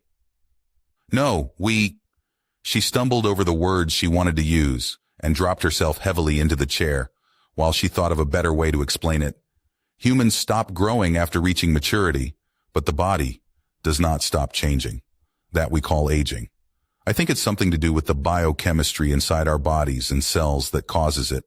We have medicine now to slow that decline and push off that aging process. But still, there are only around 40 years after maturity where our bodies will remain more or less the same. After that, there are 40 to 60 more years where we will just slowly get worse overall. Muscles will get weaker, bones brittle, skin flabby, organs don't function at full capacity. Even the brain will get worse at processing and retaining information. And then there is a final sharp decline where every year could be the last. All the organs got so bad that even mild outside interference could make them fail, and we are too weak to handle the day-to-day living on our own. If we live through that, there will still come a point where the decline progressed so far that our body itself will not be able to uphold all the processes necessary to keep functioning. Then we just die. Nayar had shifted so close to the transparent barrier, it nearly pushed its head up against it, but it remained silent, apparently at a loss to what to say. So Neil added, "Immortality, with which I mean not dying of age, had been a staple of human imagination for a long time. But even after so many technological advances, we still only pushed it off. Personally, I would just like to be able to choose. What if life is so interesting that I don't want to leave? Or after 1,000 years it turns out, I am bored out of my mind. I can't imagine not having the end of my life somewhere in my mind. But maybe it is also what drove the humans so far, the wish to achieve more within a lifetime, or just the desire to leave something meaningful behind." The emotions that came from Sam were so deep, Nayar herself was overtaken by the wistfulness and melancholy. When they had spoken, she had actually seen a human life trickling by before her, a bright light standing steady, then slowly dimming over time, soon flickering uneasily in shadows, and finally fading away into nothingness in the end. How could they live with that, having the limit of 140 years? Or was it, as Sam had offered in the end, actually a strength? If time was limited, was there not more incentive to make the most of it, to constantly push forward? This topic of inevitable death did not seem inviting to dwell on. She usually avoided thinking of those 713 of her species that had died, or the 1,530 that were missing. And she presumed it would be the same for Sam, which must know a number of humans that were struck by this death by age. Changing the topic would not be too hard, as this new information did make the human population number even more remarkable. They did die after some time, and were then unable to create more offspring. How did they bring their numbers up to 22 billion and 500 million if it took them 20 years to bring a human to full maturity? For a moment, she was enthralled by the image of offspring dropping from human bodies shortly before those humans just crumbled into dust, after which the newly grown ones made offspring and then died and so on. A cycle of constant growth just to slowly raise the population. But was it really so? A question logically followed that slipped right out. How often do you create offspring within a lifetime? A decent amount of surprise came with the reply that there were differences in the number of children depending on a variety of factors, and that Sam did not know the exact number. They did offer an estimation of something close to 2.5 children on average. That meant there were 3 more humans for every 2 that died, which was at least a population increase of 50% within a human lifetime. That did sound utterly horrifying, so Nayar was unsure if this warranted another bout of concerned panic, because this had to be impossible. Before she could think further, Sam mentioned that they had forgotten to tell Nayar that there always were 2 humans involved in the process of creating offspring, and only half of them were actually able to bear children. So the number of offspring would be halved if counted towards a single human. 2 humans took part in creating offspring, but then only 1 made it? What was going on with the human's biology? She did know about species she had found on alive planets that needed a combined effort to procreate, but then it resulted in both of them creating offspring. Were half of all humans infertile? At least Nayar had now dropped the previous train of thought completely. I must ask for more details on the procreation of humans. Why is half of your population unable to produce offspring, and what purpose do they serve in procreation? That was one of those big questions that Neil had prepared herself for, but also hoped to not have to answer. It seemed that compared to how Nayar created a child, the human way was much more active and physical. She best not go into detail on this very first encounter with a new sapient species and stay with the dry basics. Neil opted to remain in the chair when she began explaining. Most of the species on Earth are dioecious, which means they are made up of 2 subsets of individuals that are called male and female. These differ at least by the type of reproductive organs they have, and in most of the dioecious species, also through other biological traits. The female part in reproduction is to carry the female-specific cells that may potentially grow into an offspring. The males have a different type of reproduction-relevant cells, and only a combination of both, which is called fertilization, will turn the female-specific cell into a zygote, which is the basis development stage for a new individual. From then on, the zygote has to be provided nourishment to grow from a single-celled organism into an offspring that can live independently. In humans, this process happens inside the female body in an organ called the uterus and will commonly produce a single offspring that may become either male or female in an even distribution. So the development of a new human begins with the fertilization and ends with birth, which is the expulsion of the offspring from the uterus when it reaches around 4.5% of the mass of the female. In humans, this whole process takes an average of 280 days. Humans can create offspring every 280 days or possibly faster with more offspring per fertilization? The translator spoke up immediately. Oh. Well, no. She thought of a way to put it. So, humans usually pair up, and usually it's 1 female and 1 male that become a unit to create and subsequently care for offspring together. Biologically, it's something like 40 to 60 days after birth when it would be theoretically possible for the female to become pregnant again, which means carrying developing offspring. But those pairs will usually forego any attempts at successful fertilization until much later, as the infant, which is the independent but underdeveloped offspring, needs a great amount of care and will still be directly sustained by the female. This happens through a set of organs, mammary glands, that secrete a liquid that will be the basis of nourishment for the offspring for the first 240 days. This can be substituted or supplemented by an artificial alternative if needed. Neil sat up a bit straighter when she tried to remember what she had read about birth statistics, but it didn't come to her, and she chose to cut it short. Now the multiple offspring thing is very rare. In less than 4% of births, there is more than 1 child, and mostly it is just 2. There are cases of more children born, but biological constraints will make it rare for those do develop properly before birth. I don't know either the specifics or the numbers, though. A bout of silence followed that at least she could be sure about didn't mean there would be a garbled mess coming from the translator.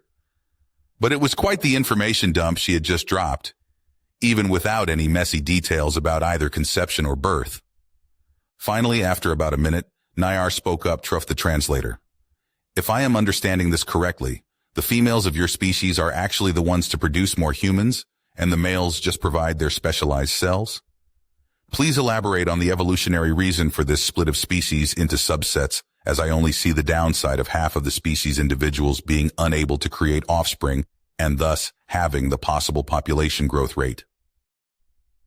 Though Sam could not clear up the question about this split as they claim not to know much about the biological specifics, they did use a number of terms that Nayar could not understand in trying to somewhat explain it.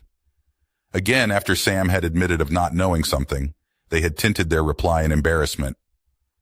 What Nayar did understand was the fact that humans were not one type of being but two different ones that were dependent on the other to uphold their own type. Something she had never seen in other species before, neither on her species' origin world nor on any other alive planet. The humans had so many layers of novelty, her mind would probably never stop spinning if she had learned it as fast as she could learn knowledge from her own species. Luckily for her sanity, this way of communication was a slow process. After another short mental pause, she sent the simple question to the translator. "If I may ask, what are you, and what would the differences be to the other type of human?" Sam replied with a wave of excitement that she had prepared for this and needed to fetch something from her ship. Without waiting, they then ran off to come back less than a minute later, holding a rectangular metallic plate that reflected the light in a pleasant yellow tint. There were fine lines etched into the plate that Nayar could not distinguish until Sam held it up in front of her with both hands, asking if she could see it clearly. Besides other diagrams, two figures that strongly resembled Sam were pictured with a rectangle between them that most certainly was a representation of the metallic plate itself, as she deduced from the marks on it and its relative size. Then Sam explained that this was to be a gift for Nayar, as it was a knowledge cache on how humans looked and where they came from. It had been designed to convey information regardless of any other communication issues by using simple pictures. Sam pointed out the two figures and explained them to be an average representation of a male and female human. Then Sam added that they themselves were female, the childbearing type of human. Both of those figures did strongly resemble her, but were markedly different from each other. These biological differences probably had some evolutionary reason behind them that Nayar could not possibly figure out at the moment. Maybe after she had learned more about their planet Earth and other species there. A thought came to her that she directly put into words to state, "If the human females are the individuals that create and nourish offspring, then my species resembles those most." Something exceptional happened next that Nayar was absolutely not prepared for. Sam stated that this was true and that Nayar was a mother. This word she did not understand, but there was such an overwhelming and bright mixture of positive feelings that sprung forth as Sam had said it. Nayar could not distinguish specific ones out of the interwoven gleaming clutter. A mother was obviously something tremendously valuable for humans. "I would like that," came the reply. It was a strange feeling to attach a label so closely tied to human families to Nayar, a sapient individual from such a vastly different species, that they only had one gender and reproduced asexually. How bizarre but fascinating to think of this 1,000-year-old immortal alien being several times her size that could produce spaceships with its own hands as just a mom of 6 she was having a chat with. Neil pondered if she should explain more about the differences in biological sexes or if this would suffice for this first meeting. After putting the golden plaque down onto the chair, face pointing towards Nayar, she decided to leave it to her. "Do you want to know more about females, males, or human reproduction? Please, tell me more about the paired-up units you have talked about, as it seems there is a large significance on the female that has created children. You have called her a mother." She started waving her hands as she clarified, "Both parents are important for the upbringing of children. Usually it is a male and female pair. The male would be called a father, but 2 females or 2 males may also pair up and..." Cutting herself off, she decided to keep it simple and forego delving into different family dynamics, and continued with, "And the parents will teach their knowledge and experience to their child or children, imprinting on them for life. This relationship dynamic is called a family, and they are very important to nearly all humans. Do you have a similar connection to your parent or offspring?" The translator spoke up after a brief pause. "Yes, There is indeed a similarity with my species to what you have told me. My ancestor had taught me selective experiences and knowledge so I could become independent to learn and grow on a cradle planet. After I have reached bodily and mental maturity and returned to the origin world, I learned everything else from my species, which included the memories of every individual. I am certain my ancestor has imprinted on me greatly, as I was chosen to represent my species due to how I have handled the time of independent growth where I had been fully reliant on what I had been taught by her. Now this made Neil well up with a great amount of questions, but she pulled herself together and concentrated on the question that burned on her mind the most. You know everything your ancestors did? To a near complete degree, yes. Like your oldest ancestor, the very first of your species, you know all about its life? Then she quickly corrected. Her life, I mean. Yes, she is the ancestor to all individuals of my species. That was a flash of surprise so hard, she could not even hear herself say, Can you tell me about her? What was she like? The answer took so long, Neil had worried she had asked for too much. But this was just mind-blowing. How utterly fascinating it would be to learn of the very first human. How different would the humans be if there was more left from the distant past but vague pictograms and a few words of long-forgotten meaning hewn in stone? She noticed Nayar shifted her gaze before the translator said, I am not certain on how to speak of the first one's life, as there had never been a need to abstract memories into language before. Just tell me what her early life was like when she was the only one of your species. The important things that happened and what she saw and did. Very well. I will try my best to put it into coherent words. The first one of my species was created by a non-sapient ancestor that was biologically the same as my species. This ancestor had little to teach to the first one before she became independent and was sent away to grow and learn on her own. You must know that the origin world was dangerous in that time due to a predatorial species of fast breeders that preyed upon the non-sapient ancestors as well as the first one.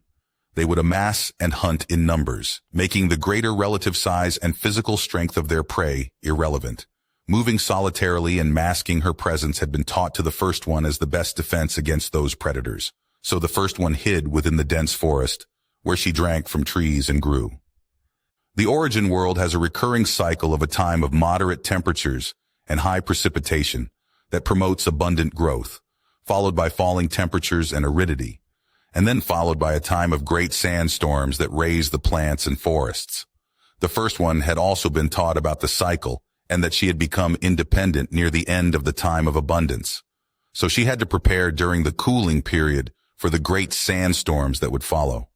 By closely studying other life and her surroundings, the first one learned of evolutionary efficient design principles and went on to utilize this knowledge to be resourceful in creating shelter to live through the storms. During the time of abundance that followed, the first one concentrated on learning more from nature and moved vast distances to see as much as possible from the forests. She learned of many things through these observations and began seeing the governing principles of mathematics in the design of life. But she also learned of the forest borders, behind which were seemingly unending sands. It was also during this time that she had to evade the fast breeders often, and she saw many of my non-sapient ancestor species that had been taken down by them. A brief pause followed. Neil imagined that those memories could be part of Nayar like her own, which would surely cause great discomfort if she thought about the dangers of the past. Near the end of this second time of abundance, the first one came upon an attack that was in progress, seeing her own direct ancestor struggling to defend itself. She went to help and tried to trample as many of the fast breeders as she could, but they were quick enough to evade most of her attacks. After her ancestor succumbed, the first one fled as she had become target to the predators.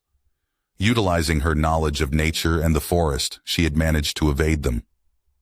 The energy cost of these acts were significant and set back her preparations for the coming time of the great sandstorms. Though the resourcefulness of the first one enabled her to live through the storms again and see the next time of abundance. She reflected upon what she had learned and observed, and speculated that the forest, though expansive, did not offer enough space for the species living within to develop and grow. So the first one traveled to the forest border to observe the sands behind which she suspected fertile lands with more forests, and decided to search for them. Replenishing her nutrient stores as quickly as possible, the first one embarked on the journey, still within the third time of abundance, and left the forest behind. To navigate, she observed the movement of the sun during the day and the movement of the stars during the night, learning their predictability. Another pause. Niar shifted her gaze. I must admit that the memories of the time that followed are not in a way I can describe, but I will tell you what I have deduced myself.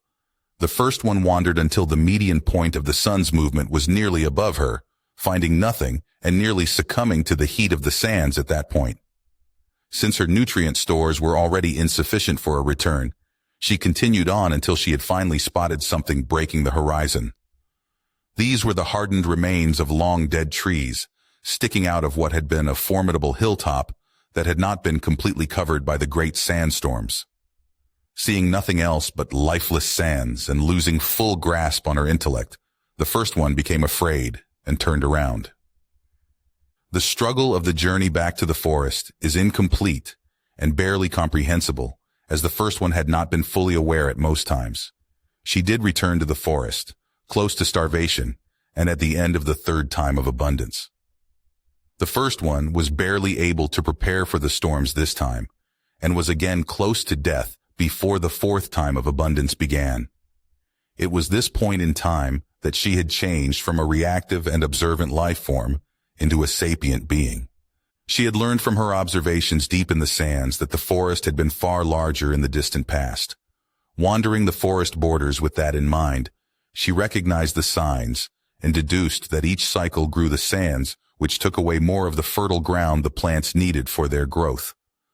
She saw that the time of the forest was limited and that the predators would become more dangerous as the space to evade them diminished, and forged the plan to attack the fast breeders to protect herself and my ancestral species, which she still saw as her own. It was also during this time of replenishment that her biology induced the creation of an offspring. Completely enthralled, Neil took a moment before she noticed that Niar did not intend to continue, so she quickly asked, "Is this all you know about the first one?" "She has lived on past this point, and I know more of her. I have merely stopped because you had requested to know of her life before there were any other of my species." "Please tell me more." The curiosity and desire for more was intense, as Sam had asked to hear more.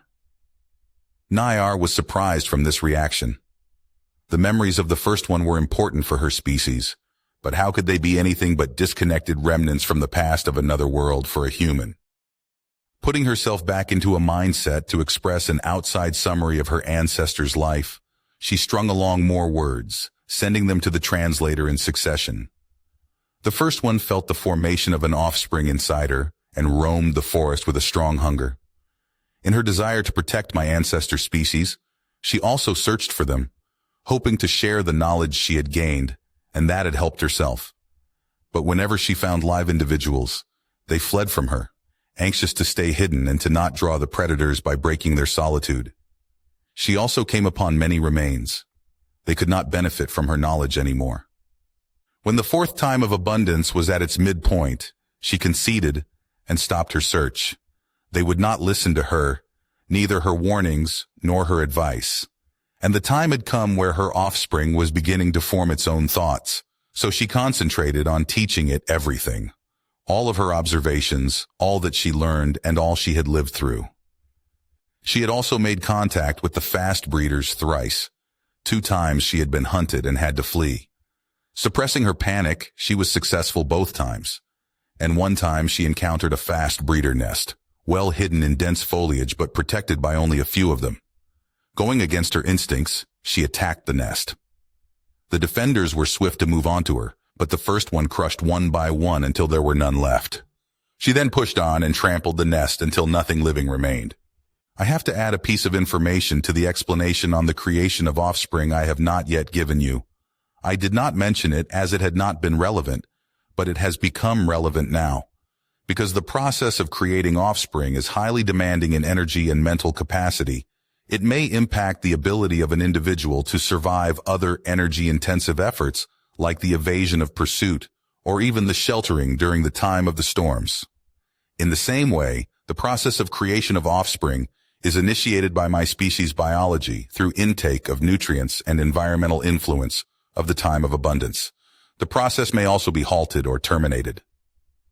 The gravity of what Nayar had described made her remember the times this had happened to others of her species. These losses she had not even counted amongst the 713. She had also felt a wisp of dismay from Sam and waited a moment for her to speak, but she remained silent. It is what happened to the first one after she had been hurt and exhausted by the attack on the nest. The development of the offspring was painfully halted, and she had to endure a time when it was questionable that it would resume. Through her knowledge of the forest, she could replenish her nutrient stores quickly and so averted losing her offspring. When it became independent near the end of the fourth time of abundance, she found it to be similarly uncommunicative as my ancestral species. Though it had her knowledge and stayed with her because of it, her offspring did not go beyond passive observation and repeating what she had taught. They stayed together through the cooling period and then reunited after the time of the great storms. Then the fifth time of abundance broke, and for the first time, she built something that was different from the sandstorm shelter. Utilizing the knowledge she had learned by observing nature, she built protection for her own body, and her offspring mimicked her to do the same. The armor she now carried made her slower, but gave her protection of the fast breeder's claws. The first one encountered 2 hunting groups of the fast breeders. Together with her offspring, she fought off the first. It proved to her that her knowledge and building ability was what could keep herself and her species safe. The second group she met was larger and actually consisted of 2 groups. The first one was split up from her offspring in the struggle to survive. She succeeded in driving the attackers away, but failed in reuniting with her offspring. Nyar thought about the memories after that incident and noticed how they again were fragmented and hazy. It was strange to go through the first one's life point by point as she was doing it now, and equally strange to summarize a life into the impactful moments. If she were talking to her species, she would have already shared all of these memories in full. This following period was again a very tumultuous one and hard to describe. The memories as well carried the feelings of loss that were as strong now in Nyar as they had been back then in the first one. The first one searched for her offspring through the remaining time of abundance and the following cooling period. In her wanderings, she had crossed with the fast breeders often. These encounters had vastly expanded her knowledge on them, and she became able to evade hunting groups reliably while finding several more nests. And still she had not found others of my ancestral species that she could teach what she knew and learned. This inability to communicate made her deduce that the only way she could save them was through culling the predators, and that she could only do through becoming stronger. Sam had chosen that moment to interrupt her, and surprisingly, displayed similar emotions when she asked the question on whether the first one had found her child again. Nyar was stunned for a moment. This human did not have the memories of the first one. How could she come to feel her loss and desperation? I am sorry to ask a question in return, but you are mirroring the emotions I am feeling through these memories. I don't understand how this is possible. I was under the impression that humans were not able to sense the emotional state of another being. That was not the strangest question Nyar had asked so far, but Neil was still taken aback. Yes, she did feel compassionately about this individual she had just learned about, but it was because the first one literally was just that. The first one of a species. How could she not get lost in this fantastic story? It did throw up the question how Nyar had so easily understood her emotional state, since she thought she had spoken neutrally. No, humans cannot sense emotions of others, not directly. Usually vocal inflection and nonverbal body language will let us judge another human's feelings, but that can be deceptive and could even be deliberately manipulated. Right now, I am just listening to your story and imagining what the first one must have felt, not more. The translator remained silent for a moment before speaking. But why then Do you feel these emotions? What I am telling you happened in the past, and you are not even concerned with any of these events in the slightest. Just now, she became very aware of the two large black eyes that were fixed on her, and the feeling of standing in a stadium spotlight returned. Quickly, she rose from the chair to think better. Look, we humans are compassionate, some more, some less. Personally, I tend to put myself into the position of the character in a story I hear or read about, and this will make me feel sad with them, or happy if the story was different, doubly so if it is real. It does mean I may also get worked up over some fictional death in some book, but on the other hand, that's what a good story is about, right? I am unsure I understand. Why do you mention the distinction of empathy towards real stories, and also sadness coming from a fictional death? Does the expression fictional not mean that it is untrue? Something clicked in Neil's mind. Nayar's species never developed storytelling, and they subsequently did not have fictional stories. Her mind raced. With that seemingly perfect generational memory, there had never been a need to turn events into tales. It's also why she had mentioned the difficulties of telling the story of the first one. She already had her hands buried in her hair again when she tried to imagine a world without fiction. How could she even explain this concept? Carefully, she began. That's correct. If something is fictional, it means it is untrue. In the context of stories and tales, however, it is not necessarily a bad thing. Humans do not have the memories of their ancestors and have to learn indirectly about events not involving them. From the tradition of retelling what had truly happened also came a way to create entertainment by exaggerating factual details of these past situations. And from that, humans came to develop telling completely untrue stories by straight out creating fictional circumstances with characters that do not exist, encountering situations that never happened. This is also done for purposes of enjoyment and learning. Again, a shift to the other pair of eyes. Neil pondered if she had failed to explain it comprehensively. They lied about past events and also created untrue scenarios for the purpose of entertainment. But if they were limited by the language they used to communicate with, there could be no way to distinguish them. Nayar had gathered that humans were unable to share full memories across individuals. This new information made her think of it being an even bigger disadvantage. She put the words together to send them to the translator. If you only learn of the experiences of other humans through language, are you not failing to learn a large part of that memory? And if your knowledge of the past is based on retellings, how do you ascertain that the past is true? Unfortunately, Sam went off into another long explanation that included words about technology and machines Nayar did not understand. She did get from all this that humans had developed methods to externally store records of events and to fact-check the validity of stories about the past, which they apparently utilized often. I am sorry. I was unable to follow your explanation fully, as you had used words of which I do not know the meaning. Having to verify the truth of information on past events is a concept that does not exist for my species, and I cannot fathom how it impacts your ability to communicate between individuals. It took a moment before another explanation came from Sam, who inexplicably radiated discomfort.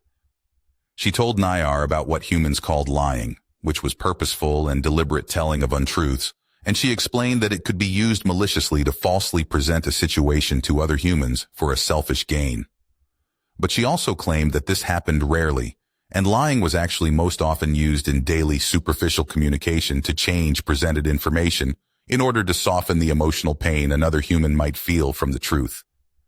No, this still did not make sense. So lying was something humans did maliciously, kindly, for entertainment purposes, and apparently very often. One question did push itself to the front of Nayar's mind, and she quickly put it together to pose it. Have you lied during this meeting? A sharp sincerity swung with Sam's reply that she had not. She added that she would also never attempt to deceive Nayar. Nayar followed with the logical next question. Would you please tell me about an untrue event so I may experience a lie? When Sam began to speak of the type of food she had before the last pause, it was immediately clear to Nayar that it was untrue whatever it was that she was talking about. Sam's mannerisms had changed and her emotional state was superficial and clearly forced. "You are not telling the truth." It was not a question. Neil could not understand Nayar's desire to see a lying human in action, and now she had given what seemed her deductive analysis on a statement that was set up to be untrue. This did smell of a challenge to Neil, even though she was a terrible liar. "Well, okay. To put you in the position of a human in a conversation like this, I will tell you something that might or might not be a lie, and you can tell me what you think." Nayar shifted slightly, but remained silent. So after a moment of thinking, Neil began, "Where I come from, there is this small lake. One day there was a get-together of around 20 people, me included, and we planned on making a bonfire. The plan was—" Neil could not even get to the actual core of the story before the translator interrupted her with the words, "You are not telling the truth." And she was baffled. That could not have been obvious. She had barely set it up. Also, Neil was pretty sure that whatever she would tell from events on Earth would be cryptic nonsense for Nayar anyway. "Okay, another story then. One day, I went out to a playground with my nephew and he got stuck on top of the monkey bars. Real high ones, old school style. Now this happened to be a day that I had been to formal events, so I was wearing nice clothes and dress shoes, but I had to get him down nonetheless. So I tried to climb up to him, and right before I was on the top, my feet slipped, I lost my grip, and I crashed all the way back down." As if to demonstrate, Neil stroked her right arm while continuing, "My whole right sleeve ripped off because my cuff got stuck somehow, and I think I nearly broke my tailbone. When I was rolling on the ground in pain, my nephew magically appeared on the ground right beside me, trying to console me." I do not understand details about the situation you have described, but I know that you are talking about a real event from your past. Was Nayar a living lie detector? How could she possibly discern that it had indeed been a true story that Neil liked to tell in relaxed company? You are correct. That was a true story. How are you doing this? I can see that you are different when you attempt to tell of an untrue event. Neil slapped her hands together, pausing diplomacy for a minute to test the limits of this ability. She knew that it was a mastery to either lie convincingly or reliably detect others lying, so there was just no way for a being from another species to be just able to tell truth from lie. "So you can tell when I fabricate a story?" "It appears so. So if I tell you I have only slept 6 hours in the last 36 hours, is that the truth?" "Yes. My birthday was 2 weeks ago. It was my 25th one. What about that?" "You do tell the truth only with the first part of your statement. However, I cannot put this information in any context." "What about the fact that my father's name is Grumblancus Tartuncle III? You can tell that it is true." "It is indeed true. But I am confused. Is there any merit to this information you are providing me? I am unable to understand the reason why you are sharing these personal details about you." "I'm sorry. It's just—" Neil stretched her arms and then set her hands on top of her own head. "It's absolutely fascinating. Usually humans cannot tell if another human is not telling the truth, except in cases where the lie is unconvincing.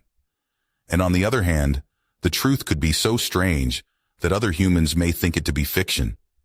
You are even missing all that framework of human experience to properly put it into context." But it had been very straightforward to tell if Sam was lying. Maybe humans concentrated more on the basic statement of language and were so more easily deceived. For Nayar, the question remained how this could ever be entertaining. "I am not interpreting the validity of your statements through the information contained within, so I do not need to compare it to previous knowledge. But I am very surprised by what you have revealed, since you did mention that creating fictional events with fictional characters was used for entertainment, and I am unable to see how this is possible."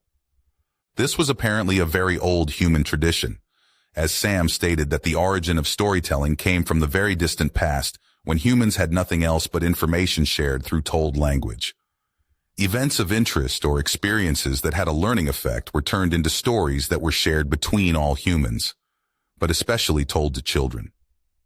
She pointed out that the aim was to keep their attention or to enhance the learning effect, so those stories were eventually changed, simplified, or made more complex, or just exaggerated to point out the valuable bits.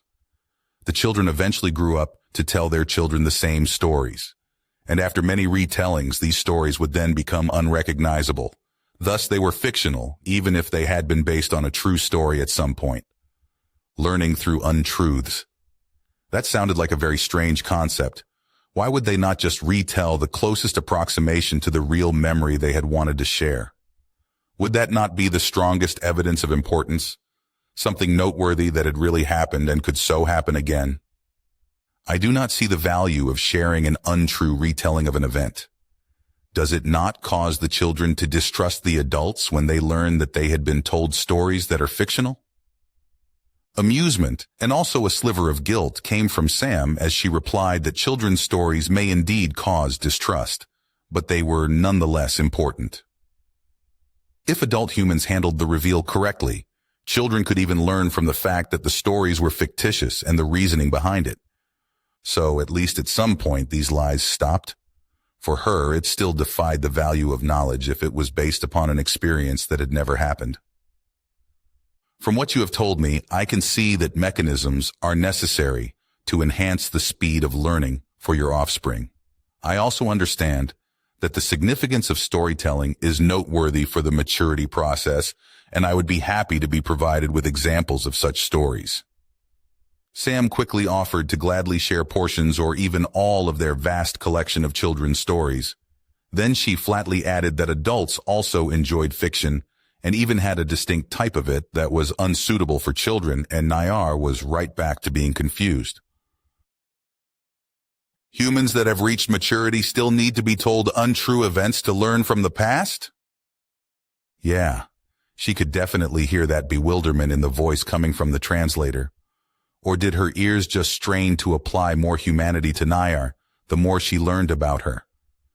No, it's not exactly like that.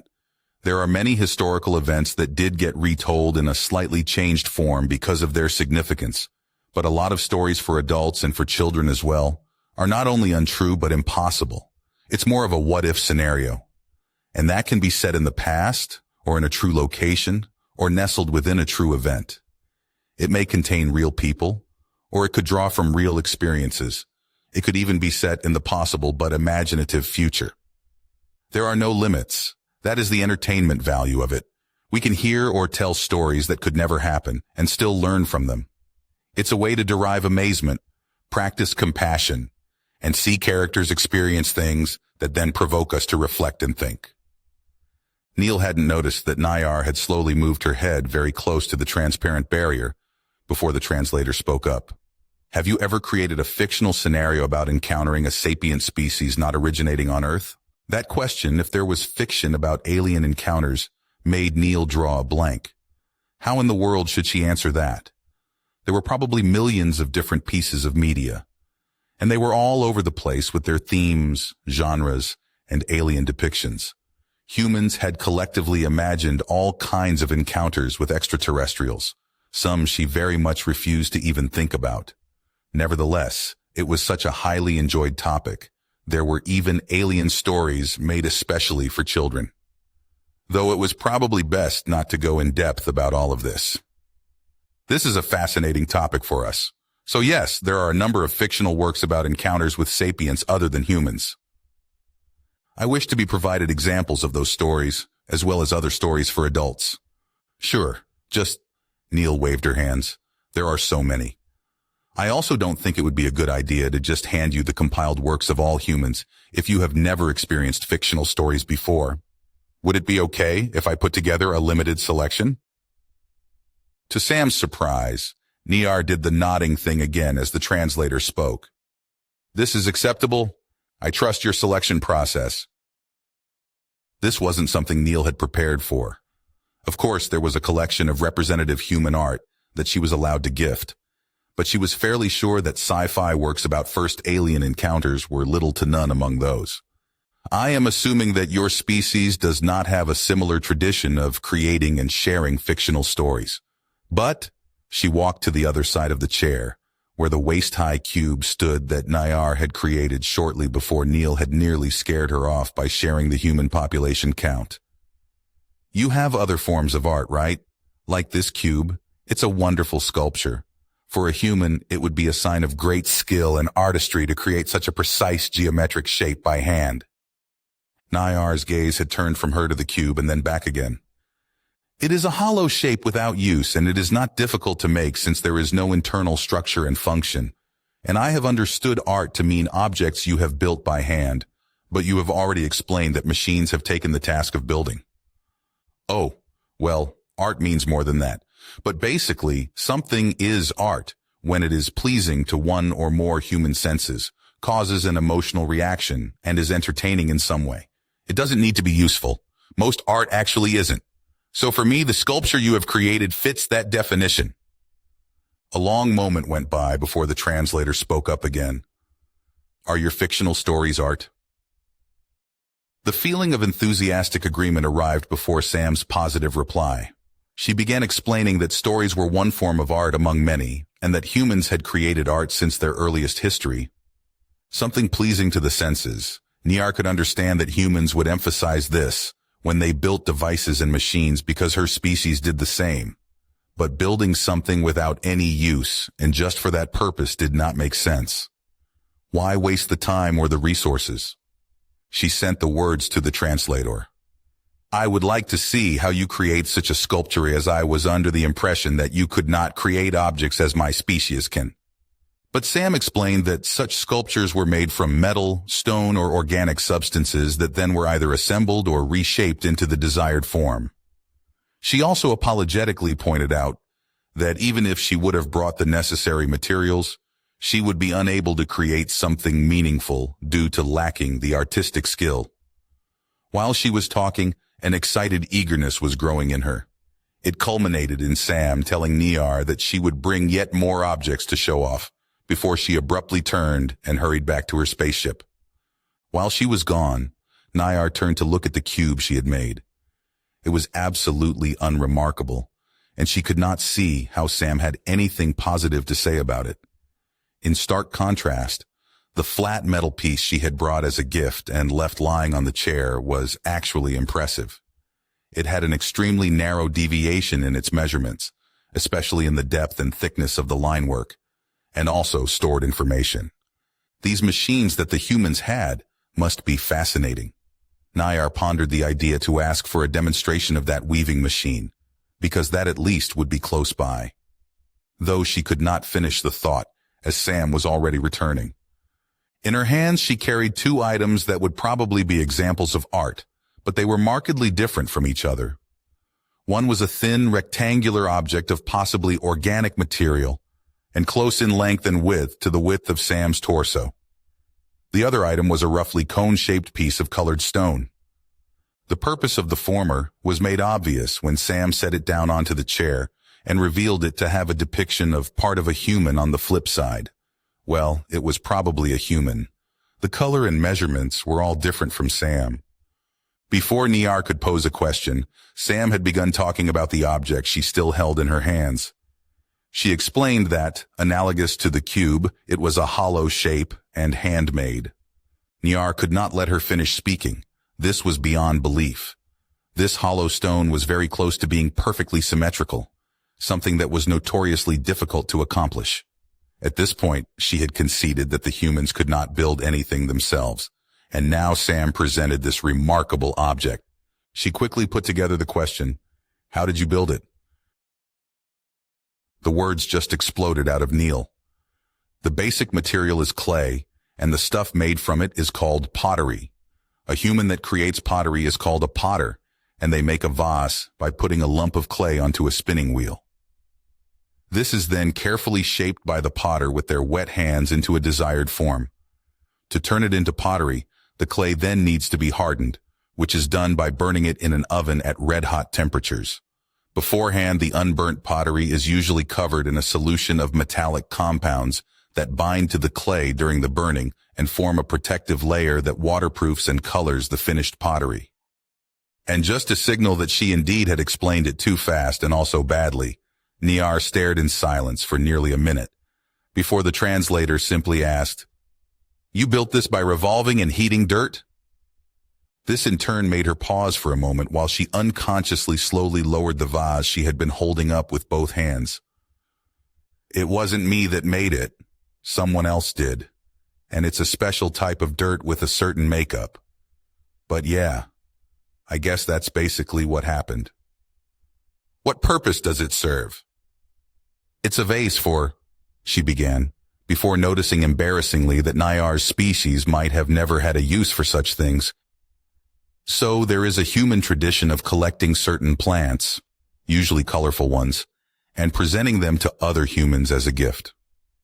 Since those are cut off from their roots or plucked from the earth, these vases are filled with water to nourish them when they are then stuck in through the top. The narrow opening would also support the plants while standing up, and the large cavity weights down the vase with water, so it could not easily tip over.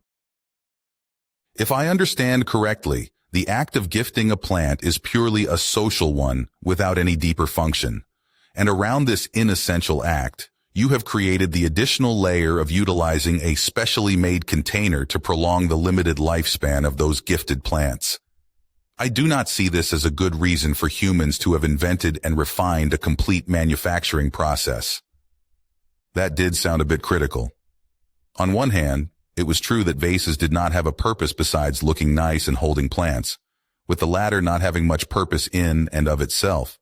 But Niyar seemed to be under the impression that pottery was only vases. In the distant past of mankind, pottery was the first process we found of building durable objects from the ground up. The first products were food storage containers, but the clay could be hardened into all kinds of shapes, like cups and dishware. Vases are just one type of pottery, and I think they are based on vials, which were used to store drinking water and other liquids. Then the vial seems to be a more important construct, as it has the purpose of holding nourishment, even if the vase has a magnificent shape. Do you have vials for water storage on your ship that were made by hand as well? Neil shook her head and used a free hand to gesture while explaining. Most pottery was replaced by more durable glass, metal, and later hydrocarbon polymer products. Actual stoneware is hardly used anymore. So no, I did not bring any vials in my ship, as we have far superior ways to store liquids now, which also do not include any handmade parts. Niyar seemed to go through another thought process, as her large frame shifted silently. But the translator remained entirely silent. "Do you want me to tell you about the other piece of art I brought? It is the replica of a famous painting," Neil carefully suggested while pointing over to the chair. "I have already noticed the depiction to be of a human head, based on the similarities to your physique and the pictures on the knowledge cache plaque, though the surface texture is irregular, and I presume that you created this depiction by thinly applying a colored material of high viscosity onto a flat surface that then bonded into a layer which broke up again in the drying process." Her fingers drummed against the vase, and Neil blurted out, "How well can you—" "Why did you create it that way?" The translator's voice interrupted her question. "I did not," she replied, drawn out before pulling herself together and asking, "Nayar, how well can you see? Can you actually discern the surface structure of the painting from where you are?" Just for herself, Neil let her eyes pace the distance between the chair and the transparent barrier, which were probably slightly more than 3 full steps. Nayar's large black eyes were another 2 steps further, she guessed. "Yes." Finally, she set the vase down and used her freed hands to dig into the hair on the back of her head. It did get a bit frustrating again. Though Neil could not quite tell if it was the topic, Nayar's misunderstandings, or the mental fatigue that slowly crept up the back of her head. Before launching her explanation, she sat back down into the chair while moving the plaque to the side and setting the picture against the cube, facing Niyar. "This is a replica of a painting called Girl with a Pearl Earring. Or actually, it's a sprayed replica.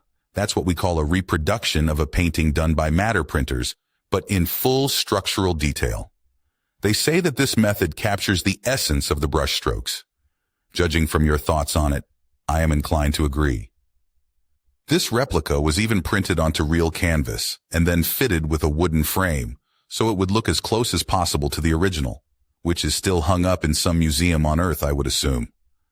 Alongside it are thousands of other paintings.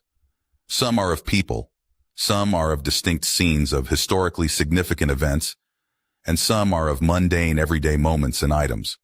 They are all held important to humans because they are tiny pieces of our past.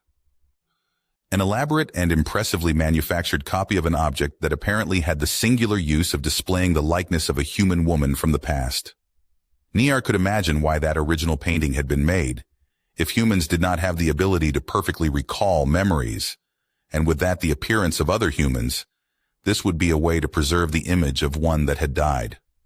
Though it seemed such a limited way of doing it, why not just build a human form and then paint that? They even had that clay material which could apparently be shaped by hand easily and then hardened. Why would they introduce that layer of abstraction and then recreate the looks of a human into a two-dimensional pane, leaving out so many details? She did not see how she would even begin translating Sam's appearance into 2 dimensions, even if she did know exactly what she looked like and could easily create a shape that would copy her perfectly. She could probably create an outline shape similar to the human depictions on the plaque, but then fill it in with the necessary details to create a resemblance of her without any depth. Niyar's mind tumbled over her tries to conjure up the image. She got hung up on the painting process as well. Smearing some colored suspension onto any material in a deliberately accurate and precise manner had to be near impossible. The surface structure did tell her that instead of their own fingers, it had to have been some sort of multi-pronged application device its creator had used. Was that the key to achieve precision? But even then, compared to the complex structure and softly changing color gradient of Sam's skin, the human on this painting was near featureless.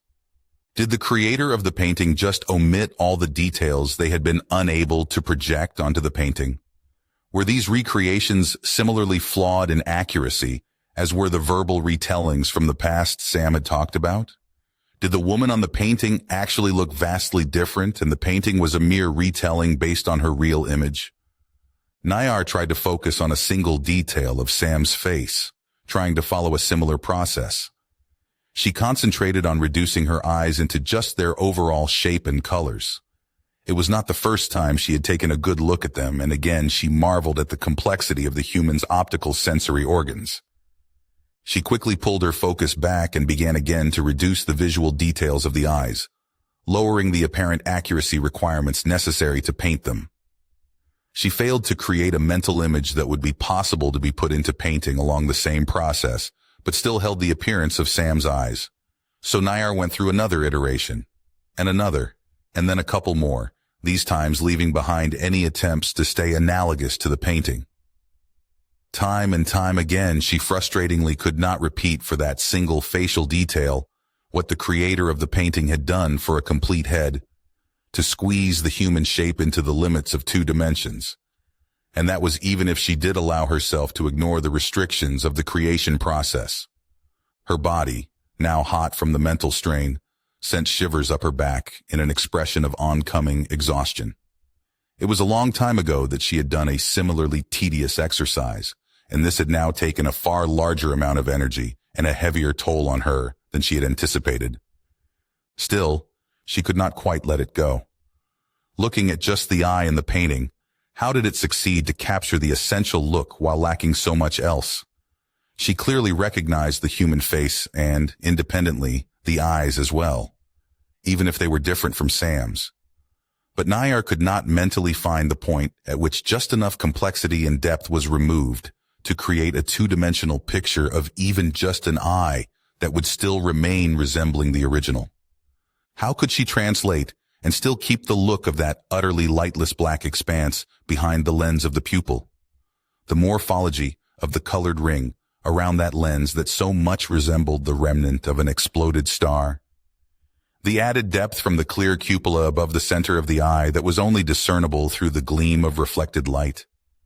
She would want to reproduce the brilliance of the white, multi-layered surface of the eyeball, where thin red lines forked towards the center of the eye in increasing fineness until they were invisible. and she would keep the look of the gloss given by the thin but unbroken liquid film, which allowed her to see her own reflection captured in Sam's eye. Only now, while slowly coming down from the thought exercise, she noticed that Sam had been calling out to her with increasing emotions of worry and a tint of panic. Embarrassingly, Nayar had been unresponsive for several minutes, so she quickly formed an appropriate apology and sent it to the translator. "I apologize for my inattentiveness and for not reacting to your words. Everything is in order, and I am perfectly fine. I was merely caught up in my thoughts as I have attempted to fully comprehend the abstraction process necessary to create a painting and gave it my complete attention. To my dismay, I failed to copy this process." A bout of confusion came from Sam while she asked if Nayar had just made an attempt to create a painting without her noticing. "Yes, I have done a mental virtualization of creating a painting of your eyes in a manufacturing process analogous to the one used to create this painting. I would prefer to change the topic away from this form of human art, as I strongly desire further analysis, though currently do not want to apply more mental energy to it." Quick flashes of several different emotions were barely noticeable before Sam came to rest in a forced neutral state. She then explained that there were many more forms of art, and that she had selected these two objects to bring over as she had assumed they would be the easiest ones to understand for Nayar. She added an apology to her false assumption before offering to talk about music, which was an art form that was as heavily ingrained in human history and traditions as storytelling, while being similar to it. Before waiting for more information, Nayar blurted out the question, "There are no new objects for you to show me." The reply, shaded by the joy of an epiphany, was negative. Sam stated that a human voice would suffice for a demonstration, which she offered to give. At the same time, she apologized in advance that the only music she could recreate would not be well representative of the art form as a whole. Nayar's body had not come back to a calm state quite yet, but this seemed to be a less taxing topic. She did already figure out how the humans shared information via their voice through language, which had a logical structure and perceivable patterns. She deduced that this had to be something similar, if not entirely the same. "Please proceed with a demonstration of music," she sent to the translator, though she was in no way prepared to handle what followed. There was a sudden peak in emotions radiating from Sam, which were very similar and as overwhelming as they had been back when she had mentioned the word mother for the first time. It nearly drowned out anything else Nayar could think about and made her mirror the feelings compulsively. A pleasant warmth had now taken hold of her, and she felt deep admiration and cherish for an individual she knew nothing about besides these feelings Sam had towards them. Along that came shades of subtle, positive sentiments that told of the importance of this relationship she was clearly associating with the words she was speaking. There also was such a strong desire for protection and care that it put Nayar in a state where she was torn between what her body actually told her and the easily believable imagination that she carried a dependent offspring which made her feel these emotions. The rest of her concentration went towards listening to the words, of which she could not recognize most. Sam was speaking in a pattern that also was vastly different from how she had spoken before. Alongside this new speech pattern, she varied her voice in tone to accurately create and recreate frequency successions that had a discernible mathematical regularity behind them. Just using her voice, Sam created a harmonious flow of speech that, together with her powerful emotions, utterly enthralled Nayar for the length of the demonstration and still left her slightly dazed after. "What was that?" The translator hadn't spoken in the fluid, booming voice. Instead, it had just sounded more like the old device that Nayar had used before. Coupled with this second-long pause, it made Neil slightly worried again. Maybe she did something wrong? Hesitantly, she explained. That was a song called Aroro Mi Niño. It's a lullaby, a type of music designed to soothe children. It's not that well known, and it's very old, but it's the only thing I've been practicing. Is this how you communicate emotion to your offspring? The voice did sound normal again, but Sam was still perplexed by the question itself. She sat back down while thinking about an answer. In some way, sure. I mean, A lullaby is usually made up of pleasant-sounding words, and it's meant to be sung slowly so it would instill calm and peace. At least for my nephew, it always works. As she leaned back in the chair and put her hands behind her head, she added, I think lullabies in general are one of the oldest forms of music. Calming children down had to have been necessary since humans first existed. My species has a similar mechanism to instigate a calmed state with harmonious sounds that may as well be utilized on dependent offspring. The specific composition of the sounds is unique to individuals as it cannot be copied precisely. I am unsure if I am able to properly demonstrate this ability to you, but I would nonetheless offer to try.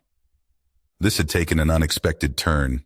Did Nayar's species actually sing too? Of course it would be different from a proper song as they had no actual language. But humming and whistling was also music, wasn't it? I'd very much like to hear that. Please show me your version of a lullaby. For a long moment, nothing happened. Then a soft but deep hum began emanating from an indiscernible location. It had a slowly evolving tone and was remarkably difficult to focus on, so Neil closed her eyes and strained her ears. Deeper and higher notes slowly joined in, carrying their own seemingly random pattern that went along in harmony to the previous ones. After a while, they had become numerous enough to turn into a complex acoustic sensation. Still, the whole ensemble remained very deep in tone, right around the lower edge of her hearing. For some time, she listened to the piece, admiring the tonal patterns that she would definitely label as music, even if it seemed to be a very slow piece. She was expecting the demonstration to be over any moment, but quickly closed her eyes again as soft pings around the middle range joined the deep hums. These added perfectly to the subtle high points of the underlying random harmony, giving her mind and ears a slow and steady rhythm to focus on. The beautifully clear high tones adding soft bright streaks into the melody was the last thing Neil remembered before she fell asleep. Disoriented and confused, Neil blinked a few times. It was dark and silent, but she definitely still was resting in the chair on Nayar's ship, and she had just woken up. A mix of embarrassment and anger at herself pushed hot blood into her cheeks when the realization set it. Neil must have drifted off to sleep while Nayar had been showing off her ability to sing, and since she even switched off the lights, it had been very clear that there was no way she had not noticed. It was ridiculously unprofessional for an ambassador to just nod off during a meeting. Holding her voice at bay, Neil spoke out into the darkness. Hello? Are you still there, Nayar? The room's illumination slowly rose from total darkness back to the comfortable level of light it had before, revealing the huge alien head behind the transparent barrier that, as Neil imagined, displayed a very judgmental expression through both pairs of its black eyes. Before she could even begin to turn into full diplomacy mode, the translator spoke up. Again, I have to apologize for my inattentiveness towards your presence. The mechanism my species possesses to instigate a calm mental state in offspring is used by mature individuals to the same effect. I had been unable to stop myself from entering meditation and could only regain full consciousness after 37 minutes. Though I had then unexpectedly found you in a state of meditation as well. Please accept another apology, if my assumption is correct, that I had been the cause of this. Luckily, first the blood rush and now her bewilderment following this development pushed every last bit of weariness right out of her mind. Taking this newfound energy, she jumped out of the chair and went a few steps along the large window to sort her thoughts. If she had understood correctly, Nayar had basically fallen asleep too. You don't have to apologize for this. You did warn me. As for me, she trailed off as her cheeks felt hot again. That was not really your fault. I misjudged and, I guess, also overlooked my current need for rest and had fallen asleep. That was inappropriate, and I am sincerely sorry. It seems we have both come to a point of exhaustion without addressing the apparent need for proper rest. This meeting, and the exceptional knowledge I am taking in, has as well continually taken a considerable and unanticipated strain on my body and mind. If you are in need for a pause to continue your meditation or to return to your ship, I would offer my full compliance. That's very accommodating of you, though I will definitely have to sleep in a bed if I want to rest properly, Neil said while she massaged the back of her head. Also, Just to clarify, I did not meditate. I was actually fully asleep. Niar pointedly turned her head and took some time to reply, which made Neil's somewhat burned-out mind stumble through her previous words and evaluate if she said something wrong or mistakenly slipped too far into non-diplomatic language. Does meditation not describe the state of mental recharge through self-imposed sensory isolation, and sleeping is a form of biological hibernation? A moment went by until she completely understood the question and could answer, "Yeah, that's correct. But you put emphasis on the distinction that you had been asleep previously." It wasn't the best moment to try to follow the thought process of a 10-ton immortal alien being. Neil tried nonetheless, and made an effort to remember what she had been told about the non-sapient species on the exoplanets with ecosystems. It had been noteworthy that only on one other planet's evolution had brought forth animals that had something resembling a distinct sleep-wake rhythm. Pretty much all of Earth's species have their biology closely tied to the day and night cycle. Part of that is a pattern of alternating activity and rest. During that period of rest, energy is conserved by not moving and also minimizing mental activity. In humans and other species too, that's what we call sleep. That had been part of what she could recall from the textbooks and part horrible mess, so she quickly continued. Let's just look at humans for now. Biologically, we are designed to be active during the day, with our eyes working best in those light levels. For better efficiency, certain biological processes are slowed or even paused during that time. These are still necessary for our well-being, though. So after a daytime of high activity, we get an increasingly stronger desire for sleep. We call it being tired, but it's more than just mental or physical exhaustion, since it will also happen if we don't actually engage in any activities during the day. Sleep is usually initiated voluntarily, but it can also overwhelm us if the state of high activity has gone on too long or the previous sleep periods were insufficient. Somehow, she successfully pushed the memory of just that happening to her away and continued with barely a pause. During that time of rest, we are not conscious and have little awareness of our surroundings. It's actually dangerous because of that, and in the past, humans lived in groups in part to protect each other during sleep by alternating sleep patterns. Now, meditation is a deliberate mental state that we can enter to relax or recharge. The main distinction to sleep is the biological necessity. While some humans do meditate regularly, not all do. On the other hand, if a human doesn't sleep for too long, they die. Neil felt the sudden subbasic pulse again that would have made her flinch, reflexively, if she hadn't already taken a stunned step, back in reaction to the surprisingly quick movement of Niar as she leaned in against the glass while somehow also rising up, making Neil acutely aware of her massive presence. The translator spoke loudly, quickly, and messily. "Are you in danger of dying?" There was a wave of panic coming from Sam that wasn't unlike Niar's state after hearing that humans would die if they didn't get to sleep. She never imagined that Sam could have been in danger on her ship after being so careful to replicate the optimal environment for humans, down to the specific attraction field strength. Only after Sam had hastily answered that she was perfectly fine and only tired, Niar somewhat relaxed. Sam went on to explain that sleep deprivation could only become deadly after more than 5 consecutive sleepless days, and humans would show severe and noticeable negative mental effects long before that.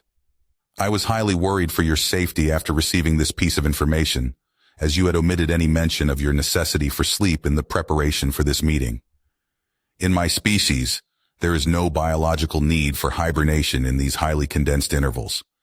I would like to know which biological processes are relegated to happen during sleep periods."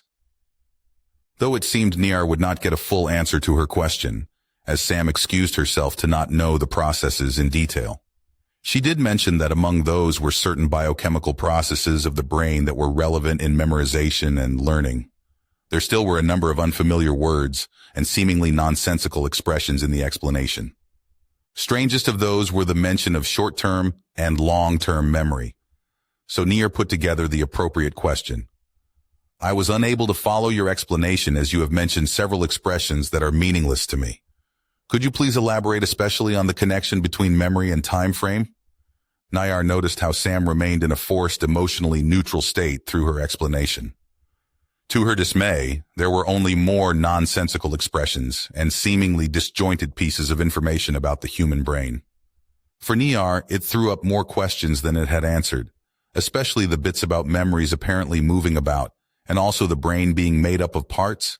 She could only put it down to her failing to properly grasp the human language in matters of biology, but she still desired clarification, because this appeared to be a very wrong conclusion.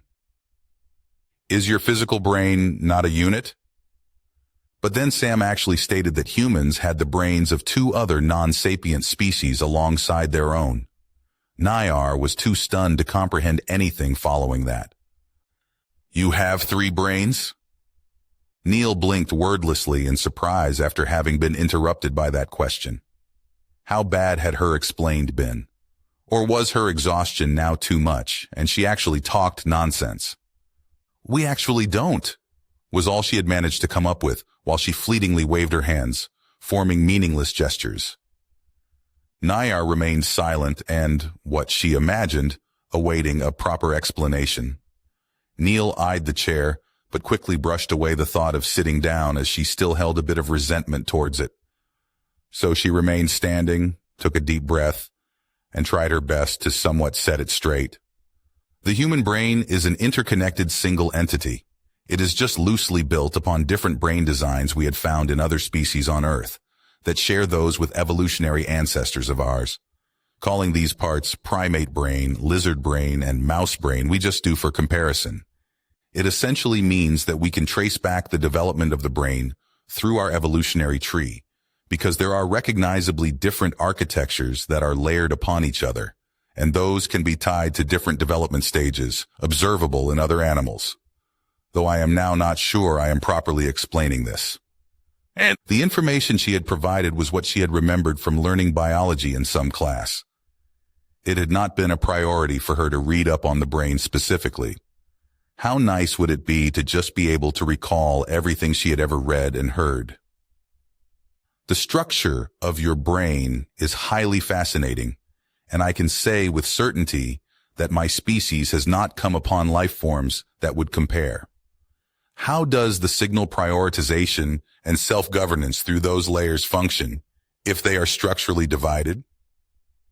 Neil's fingers had been tied up with each other already, but at this moment she became aware of her fidgeting. Why was it possible to be restless and tired at the same time? She put her hands on top of her head and took a few steps along the transparent barrier to get the blood moving. It did not help to make clear what Nayar had actually wanted to know. I'm sorry. I don't understand your question. Could you explain differently what you want to know? Even though the actual movement was tiny, it was very noticeable that the black eyes followed her slow pace. For some reason, Neil suddenly became very aware of the fact that the other room had a floor that was much lower. A revelation popped into her mind that since it was at least 10 meters below where she was standing, she was basically looking out a 4th-story window. This made Nayar appear ridiculously big again. Her size seemed to be relative to how conscious Neil was of it, and there had been moments where she had nearly forgotten that she was speaking to a life form 10 times bigger than she was. From the top of the white cube, the translator's voice easily filled the whole room, as it spoke in the fittingly booming voice. I am asking about the mechanism with which you dedicate focus of the scattering signal cascade on the mental activity that is most relevant to the current moment, while filtering diverging branches and fractal pathways across your different layers. I also desire to know if having distinct architecture types necessitates the maintenance of individual process direction orbits in each layer. What? Was all that slipped out as she utterly failed to process what seemingly had just been a jumbled mess of words. It must have been a strong enough reaction, because Nayar didn't wait for more. I am unable to find the correct words to further elaborate and see that I have already failed to put them together correctly on my previous attempt to do so. Letting that sit for a moment, the translator continued. I desire to know more about the evolutionary pathways that led to the development of the human brain instead. Could she confidently answer that at least? Neil wasn't too sure about anything at the moment, and maybe it was a good point to instigate that break. Especially because she noticed that her own thirst for knowledge had been all but buried under a dense blanket of mental fatigue. She was pretty sure that she would normally be absolutely fired to learn about the physiology of Niar's brain. So she pulled herself together and said, "I would like to take you up on your offer and take a long rest on my ship now." The white pressure suit chest piece came down onto the console with all its inconsiderable weight and barely a noise. Ambassador Neal made a far heavier impact onto the swivel chair, where she then sat unmoving for half a minute. Somehow she mustered up enough concentration to plug the connection cable from the console into the only port on the chest piece. Though she did internally complain about the no-emission standard that all of her equipment had to adhere to because of this first contact meeting. Using connector cables was something straight from the last century. The right-hand screen on the console showed the ongoing data transfer, and the left one turned on to display the anonymized approximation of the face of her contact after she touched the appropriate buttons. "Hello, Ambassador Neal. I hope you are well." "Yeah, I think so. Here's some more stuff for analysis. See if you can get some good answers to the questions I had left open." "Okay. What is the current status?" She began and then trailed off. Taking a second attempt, she said, "It's fine. Niar is open to questions and eager to learn about us. I would leave the score at 8. I did fall asleep half an hour ago, though, when we were talking about music." Unusually, a short pause followed. "I had strongly suggested resting during the last break. How much time do you have now?" "I asked for 6 hours. It's fine. I'll go and sleep for 5. "I suggest utilizing an approved sleeping aid." "Yeah, thanks. I'm off then." After hearing the reply, she tapped the screen and disconnected. This would be one hell of a report in the end. Unfortunately, her involuntary nap would definitely become part of history. Shrugging off that thought, she got up and stumbled out of the cramped communications room and made a beeline through the adjacent central commons area to the automatic door in the far corner, which slid away to reveal the most basic bedroom possible. In her current state, the narrow room with barely any furniture besides the simple bunk looked as inviting as the best hotel bedrooms she had stayed in.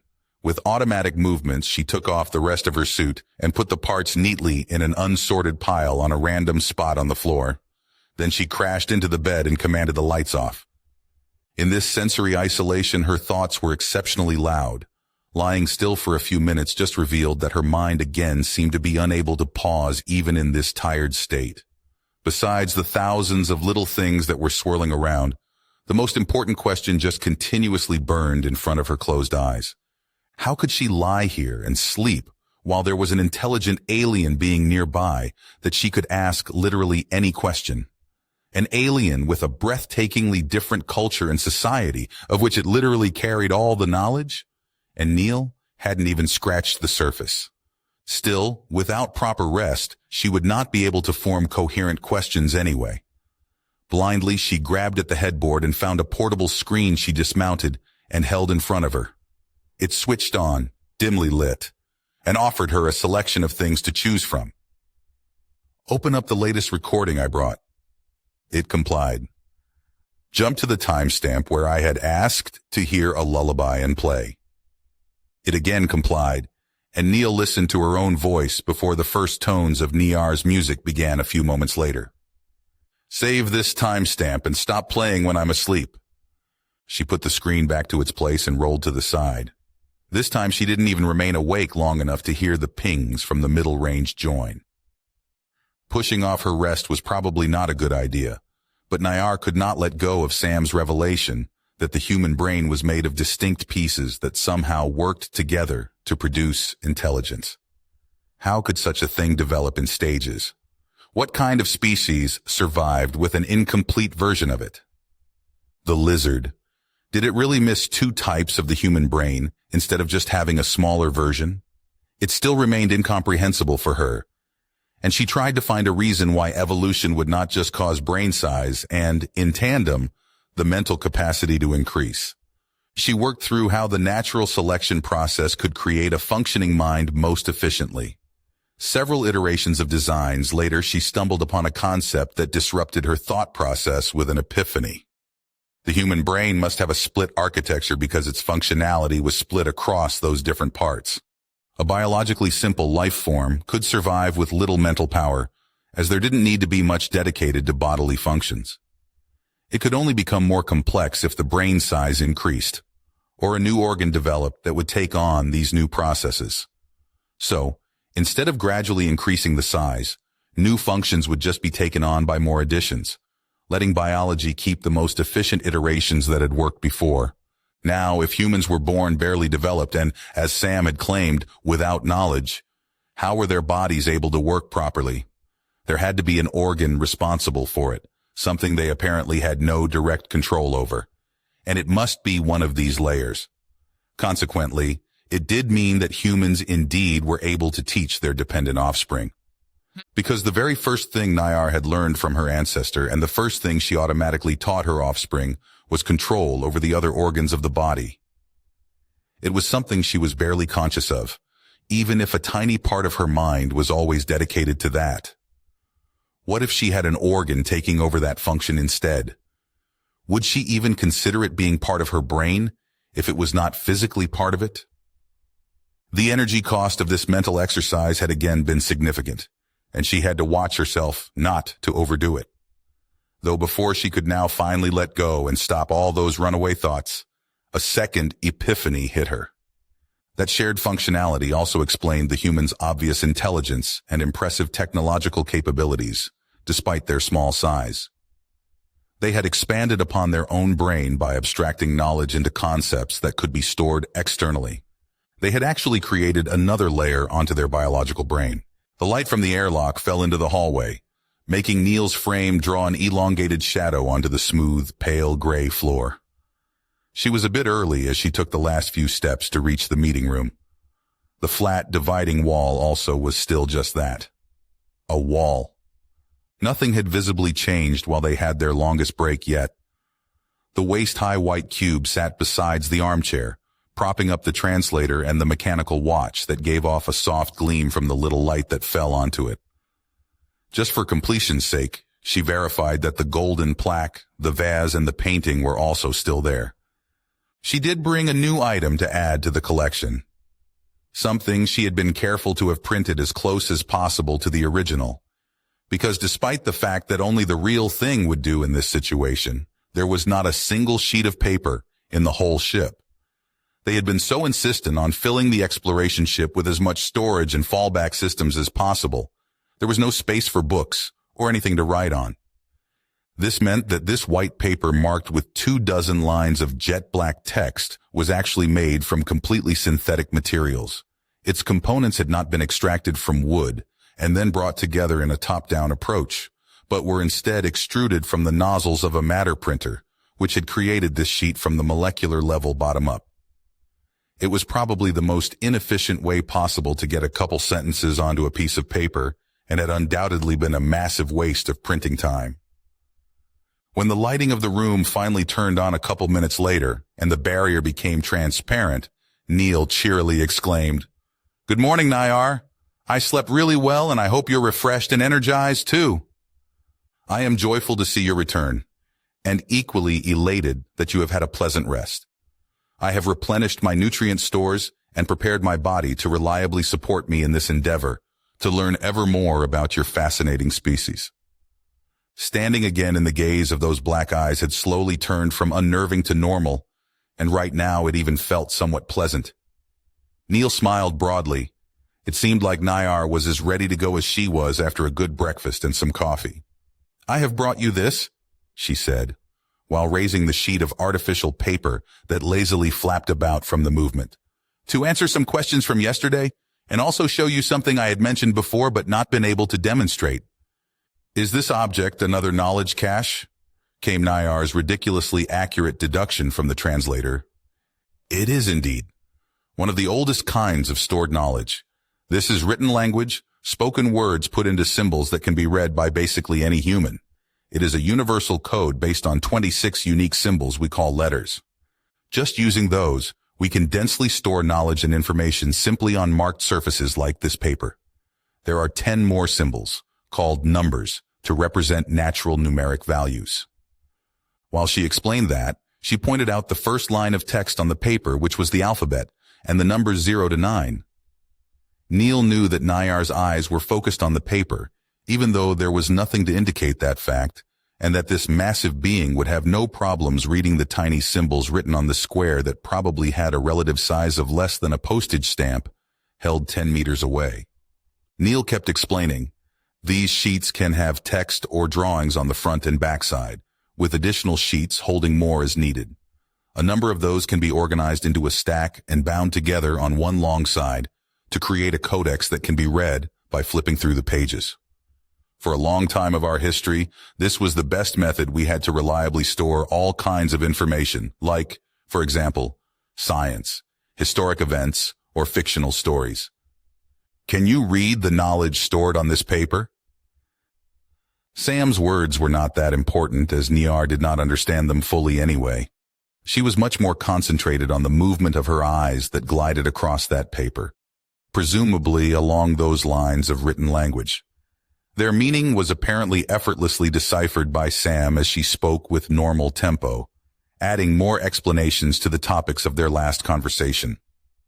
So this was the actual power of language. Thoughts abstracted first into words and then into those symbols, to put them onto a carrier material so thin that it could be stacked together and collected into vast repositories of information. These could then probably be easily replicated, to be used as storage and means of communication at the same time. What a brilliant way to compensate for a memory that could not be shared directly and was tied to a being that would eventually die. It had probably been quite a change in their society when this way of storing their language had been found, possibly forcing a massive evolutionary shift where only those remained that had the ability to utilize it. Nayar did already know that the direct translation of their language into electromagnetic waves must have been what followed next, because that had been the way she was given the encyclopedia of their language, which had made it so easy for her to learn to speak it. She wondered briefly what would have happened if she had been only provided those symbols instead.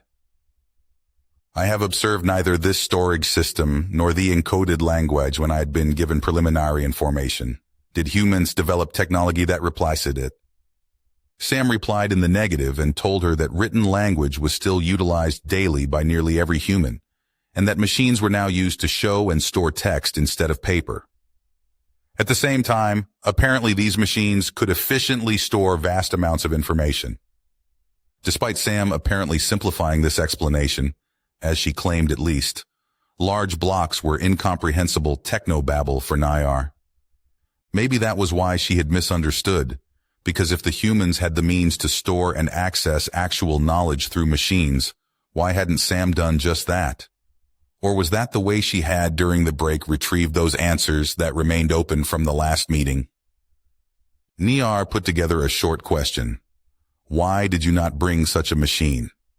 She replied that because of how human technology was heavily adapted only to themselves, it would be near impossible for anyone non-human to properly utilize these machines and then successfully navigate the stored information.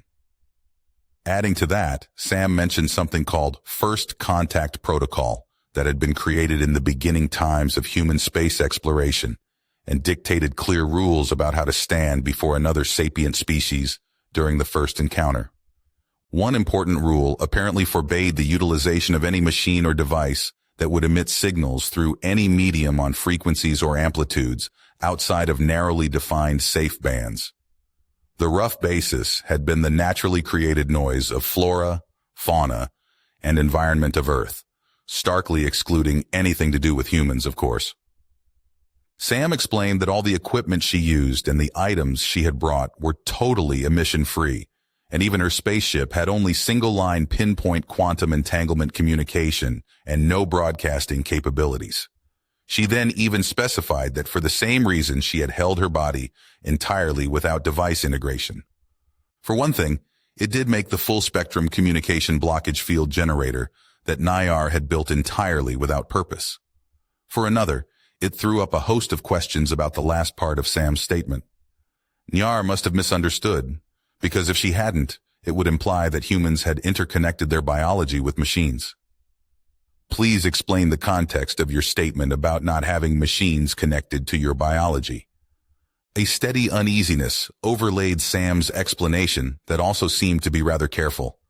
From it, Niar had gotten the confirmation that humans indeed put non-biological additions onto their own bodies. Sam explained that the first of those had been mechanical replacements of limbs and organs, but the technology developed to the point that most humans added special devices to their brains. Niar had to quickly stop herself imagining how this would supposedly work. It seemed too gruesome. She sent the simple question to the translator, "Why are humans doing this?" "Communication," Neil answered. She elaborated on it a moment later. "A large part of our technological development was driven by the desire to stay connected to others. Throughout our inhabited space, there is a vast communication network nearly everyone wants to stay connected to at all times. I guess implanting the necessary devices into the head is actually only the logical next step after developing those devices to the point where they could be always carried around with us." The translator quickly replied with a question. "I do not see how harming the brain can be a benefit in any way." It appeared as though Niar severely misunderstood bionic implants, and it was totally Neil's fault. How could she expect an alien that had literally never used electronic computers to not misunderstand her offhand mention of them being attached to brains? Neil leaned against the chair and crossed her arms. She had already gone too much into detail. How much more would make sense? "Okay, I see that I have explained it poorly. Let me first say that cranial implants do not harm the brain in any way. They are actually very tiny and sit on the outer skin of it, and they only send weak electrical impulses to affect it." She reflexively pointed at her own head, as if that would help in any way, and said, "There is no physical change to the brain itself, and the process to implant or remove them is very simple." There was a pause before Niar shifted slightly, and then another minute went by before the translator spoke up. "I can see that using machines to overcome biological limitations is what you do, but I could not imagine transcending utilization for integration. I want to ask the question, why you had foregone these implants, if communication is valued so highly?" Neil stood up straight to answer, "I wanted to always be ready to become a first contact ambassador." The wave of sincerity that Sam emanated was as strong as when she had successfully convinced Niar not to prematurely break off the meeting. It was strange. Sam had expressed the desire of the humans to find other sapient species to befriend them, and they had prepared for the scenario apparently since they first left their solar system. And now even Sam herself had displayed an extraordinary eagerness to be the individual to initiate first contact. Why were they so keen to find intelligent life outside their own planet? Niar had only explored space to find live planets and catalog those and the stars she came across. All the first contact preparation she had done had happened after those initial messages from the humans. Once again, Niar posed a simple question. Why do you desire to find sapient life? Strangely, what came from Sam was a sense of deep loneliness, so intense that Niar could only find one memory that somewhat came close. It was the moment when the first one had learned that she was different from her ancestors, and found herself to be unable to communicate properly with any other being. Sam pulled her out of that memory, as she mentioned how in the past humans had always longed to find that they were not alone as a sapient species. She explained that in fiction, these encounters with beings from outer space were only a small part of a highly popular theme that encompassed a large part of storytelling in general, where other sapient beings existed besides humans. This longing had also been a part of Sam herself, and she next told of the time when she was a child, and how in the vastness of the night sky, she saw the possibility of life cradling on those near infinite other worlds orbiting distant stars, hoping somewhere life would grow into a form that was not only intelligent, but able and willing to communicate. Those past decades of space exploration had been very disappointing in that regard, as the only life forms they did find were as far from intelligent as life could be. It had only reinforced their will to find someone to talk to. Sam closed with saying that humans had simply felt lonely. How strange to find a whole species to mirror the feelings of an individual. It seemed the humans had felt as the first one had felt when she was alone. Did Niar's species overcome this somehow? She could not find this longing in herself or in any other memories. But quickly she pushed that thought away with an important question that had arisen earlier, when they were still talking about written language. Since when had humans been able to store language, and with it, history? This is fascinating, and while I do not find a similar desire inherent in my species, I can understand the feeling. I want to know more about your species' history. Please tell me since when this paper-based knowledge storage system is in use by your species. Sam was hopping through a few different emotions when she replied to not know the exact year, and guessed it to be sometime around 5,000 years in the past. After a brief calculation, Niar was able to contextualize that time frame, and was actually mildly surprised by its length. From how Sam had complained about knowing very little about past humans, this would cover a significant part of their species' history and billions of humans' lives. It also very much awakened her desire to learn from this wealth of information. I would like to receive copies of the stored language describing the non-fictional events happening through those 5,000 years to learn about your species' history. Neil was a bit surprised, but it was actually about the total lack of her surprise about what Niar had just requested. Though it was likely that she did vastly overestimate the worth and amount of knowledge that was to be obtained from the humans' past. Not holding back on the gestures, she explained, I can provide you with contextualized historical records, but those early writings themselves won't be very useful to get a good look at the past. They are at best a spotty recollection, and at worst, full-on lies. I did mention the printing press, which is about 2 centuries younger than you, that changed our world by enabling the mass reproduction of written text. From then on, records became abundant, and there is more we know about the 8 centuries since the printing press than we know about all the millennia before. Niar gave her no time to explain further by throwing in the request. Please elaborate on the historic timeline as I have misunderstood your species' development history.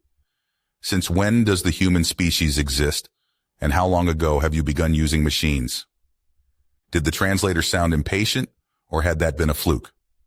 Finding a clear distinction between the latest pre-humans and the earliest humans remains impossible, but the transition had happened around 200,000 years ago. The time leading up to the first written records is called prehistory, a time where we could only piece together the development of our ancestors through the larger impacts they had made on the world and the artifacts that could withstand so many seasons to then be found, recorded, and contextualized by historians. What we call modern times, the age of complex machines, began nearly 600 years ago and was followed by the space age, which we call the current times. Though personally I'd say we have moved into the stellar age by now. Anyway, the space age started when the first humans visited another planetary body 250 years ago. A long silence followed, so long that Neil actually became slightly worried. It was also because Niar remained unmoving, and her stadium spotlight gaze became unnerving. Carefully she asked, "Is everything okay?" So humans were simultaneously older and younger than Niar's species. The first of those billions of beings came into existence 200 millennia ago. They only properly knew what happened for 5 of them, then began developing technology just in the last millennium, and on that peak somehow made it from the first of their machines to interplanetary spaceships in less than 4 centuries. How was that even possible? It had taken Niar's species nearly 2 centuries to master the mathematics of atmospheric flight alone. Being able to leave their own planet had taken 10 times that, which did not include learning to understand the complex physical environment of deep space. Just when she thought she could somewhat understand and even relate to humans, Sam had shared this barely believable information. How could their society even work during the times of these incredibly rapid changes? Was this possible because they exchanged all individuals on a regular basis because of death by age, making it easier to adapt? Evolutionary changes could not be responsible for it, as those would take significantly longer than the few centuries that were their complete history. This timeline, coupled with their vast population number, made it completely impossible for Nayar to imagine their world at any point in their past. She had assumed that the humans must have vaguely followed a similar development path as her species, probably slowed by their limited lifespans and their inefficient method of sharing knowledge.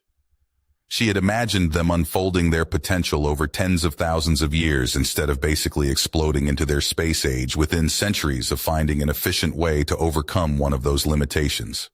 If the first ones of their species had been able to store all their knowledge and build as Nayar could do, what would they have accomplished in those 200 millennia? Or just taking the current state of the humans, how different would they be a century in the future? Her mind reeled from the multitude of scenarios that unfolded themselves. Pulling herself back into the present, she noticed that, once again, she had frozen up before Sam. In an attempt to explain herself, she put together a few words and sent them to the translator. The first one became independent 7,342 years ago, so that is also the total age of my species. And it had taken us 5,000 years to leave our world of origin. Neil tried her hardest to comprehend that number. Over 7,000 years. The first one was older than all of humanity's civilized history. The knowledge she must have accumulated in that time had to be immense. The memories of hundreds of thousands, no, millions of days stored in that perfect memory. That alone was already inconceivable. But Nayar had brought all that with her, on top of her own 1,000 years of memories. And then there even more of her species, at least tens of thousands more. How many were older than Nayar? Her mind was racing and it only now truly hit Neil what immortality meant in this context. Just trying to get the barest idea of all the time Nayar's mind held, hit the limits of her imagination, and she thought to have gotten a glimpse of what truly could be called eternity. If every single individual of her species also held all that knowledge, well, she found only the entirety of the internet to be comparable in sheer volume. The humans had meticulously collected so much information through all of their history, and in the last 2 centuries mostly worked on making it accessible and usable by every single individual. And there was Nayar, rivaling all that on her own. Neil let herself drop heavily into the chair. The weight of the endless questions bouncing around her mind simply flattened her. Her whole remaining lifetime would not suffice to learn all that she wanted to know. Nayar, I cannot put into words how little I can comprehend what it would mean to be over 7,000 years old. I hope you agree when I say that comparing our history and timelines doesn't make much sense. She put her hands up and dug her fingers into her curly hair as she continued. I do know now that it's impossible for me to learn more than a tiny part of the first one's life, but I would at least like to hear if she found her child again. If it's okay, I'd like you to continue the story. Behind the barrier, Nayar lowered her head to be at eye height to Neil. The booming voice of the translator spoke, I will gladly tell you. The first one had spent 2 cycles in a constant state of movement, with the goal to find fast breeder nests and her offspring. And in the storm periods, she had foregone hibernation and focused her mind on pulling knowledge out of her memories and observations.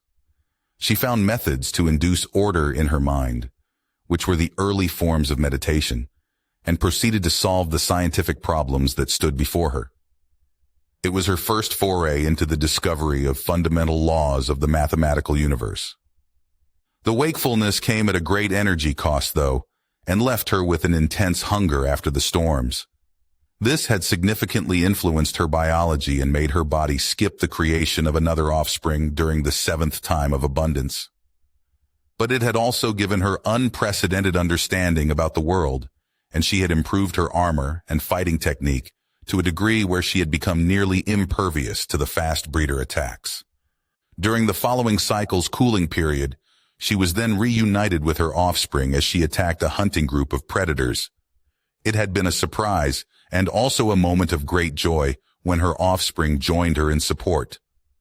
Remarkable had also been the change in her offspring, as she now not only displayed a sharp increase in intelligence, but also communicated that she had joined in the first one's agency in the time of separation, to cull the fast breeders and protect the ancestor species. Only after the time in solitude did she become the second one of my species. Nayar fell silent, and Neil thought for a moment that she was already done with the story and was about to say something, when the translator cut her off. The time after their reunion is not a time I can speak about lightly. The first one allowed herself to conceive more offspring, and so did the second one. Of the 5 offspring becoming independent through the following 6 cycles, only 3 returned from their juvenile solitude. The first one understood that for the survival of my species, the fast breeder predators must be eradicated completely, as the forest was receding in the endless advance of the desert. Did they kill all fast breeders? Neil could not stop herself from interjecting. A minute passed before the answer came, seemingly turning the booming voice of the translator into a somber shadow of itself. Yes.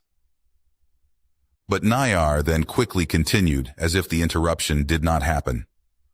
By the time the last predators in the forest were hunted down, my species had understood the principles that governed atmospheric flight enough to build gliding wingcraft. With them, they crossed the desert expanse to seek out the forest they assumed to be on the other side. Though they found fertile lands, they noticed them to be devoid of my ancestral species, as the predators had taken down all of them. My species resumed the campaign of eradication there until there were truly no fast breeders left on the origin world. The number of individuals had reached 756 and would remain so for the next 2 millennia as my species worked on conserving the remaining resources. What then followed? You had called the Space Age. Silence. Was it another pause? Neil could feel the weight of this story and the things it implied. Nayar's emotionless storytelling was actually a positive thing in this case, as at least it spared Neil the turmoil these memories must cause. "I'm so sorry," she said quietly. This reaction was unexpected. The emotions coming from Sam were entirely sympathetic, and she so strongly emanated reassuring and consoling sentiments that their warmth surprisingly pushed away the fear, distress, and deeply entrenched shame that had come with these memories. "I don't understand." Nayar unwittingly put her confusion into words. Sam began explaining, with unchanged emotions, that she had difficulties properly relating to these events, even though she very clearly did not. She continued to talk about the past of the humans, when they had been prey to other animals and as a remnant of that time still feared the darkness, and of different times when the human species as a whole had such an unpredictable future ahead of them that multiple generations were broken by the anxiety. Though she made clear that there was a great distinction between this evolved fear and the second-hand knowledge of history and what Nayar's species felt, as they had practically lived through it by having these memories, she made the point again that she could not relate to having to live with all of her ancestors' memories being available so vividly and still having this kind of impact 7,000 years later. That was why she had expressed her sympathy, as she saw that every individual of Nayar's species must overcome this entire history as soon as they matured enough to synchronize their knowledge to then hold it as if they had lived through it. Nayar was utterly taken away by this revelation. She had noticed Sam's compassion before, but to see that this human, a tiny being with limited lifespan and a past lost to dead memories, could understand Nayar's species in such a way was astounding. Right then she felt that she could put the trust of the world into Sam's hands, but she needed to keep herself from becoming lost in these thoughts. This was a diplomatic meeting between 2 whole species after all, one that turned out to be much more rewarding than she could have ever hoped when she received those initial transmissions. "Thank you, Sam. I see now that our meeting must soon come to an end, as I need to return to the origin world." Worry and surprise swung with Sam's question if she had said or done something wrong. "You have not done wrong once since we first met. I merely have the desire to relay what I have learned so our species can truly begin a friendship. Never before have I held knowledge this precious and important, so I am eager to return as quickly as possible. Though if you have any further important questions, I will remain to answer them." Hundreds of questions popped up in her mind at once, each seemingly more important than the last. and it was hard enough keeping her head straight without the added pressure of Nayar seemingly rather keen on leaving, which she could not quite shake, feeling like a bad sign despite the reassurances. Somehow she did manage to prioritize and first asked, "Do you mind telling me where your origin world is, so we won't get into your territory by mistake?" "There would be no issue with human ships visiting the origin world. My species will welcome you even without the knowledge I've obtained. Nevertheless, I am unable to provide you the location as I cannot express my system of navigation with language." "Well, how far away is it?" Neil asked before quickly adding, "We measure stellar distance in light years. That is the length of space light travels in vacuum within 1 Earth year, which in this case is 365.25 days. She noticed Nayar's gaze shifting and turned her head to see that those black eyes were probably fixed on the mechanical clock. A long pause followed, which made it clear for Neil that there were some calculations going on. "The distance to the world of origin from here is 10,012.5 light years. The translator interrupted the silence. When the number 10 came, she was surprised. After the word thousand followed, she was deeply shocked. The energy necessary to travel that distance would probably be impossibly large. If Neil were to use her ship, the power needs would probably rival that of entire nations. There was no worry that humans could stumble upon that territory.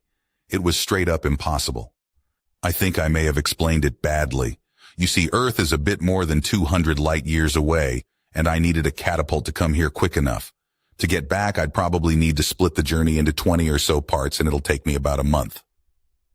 And just to verify her assumption, she added the question, "Do you know the distance to the closest star from here and how long it would take you to travel there?"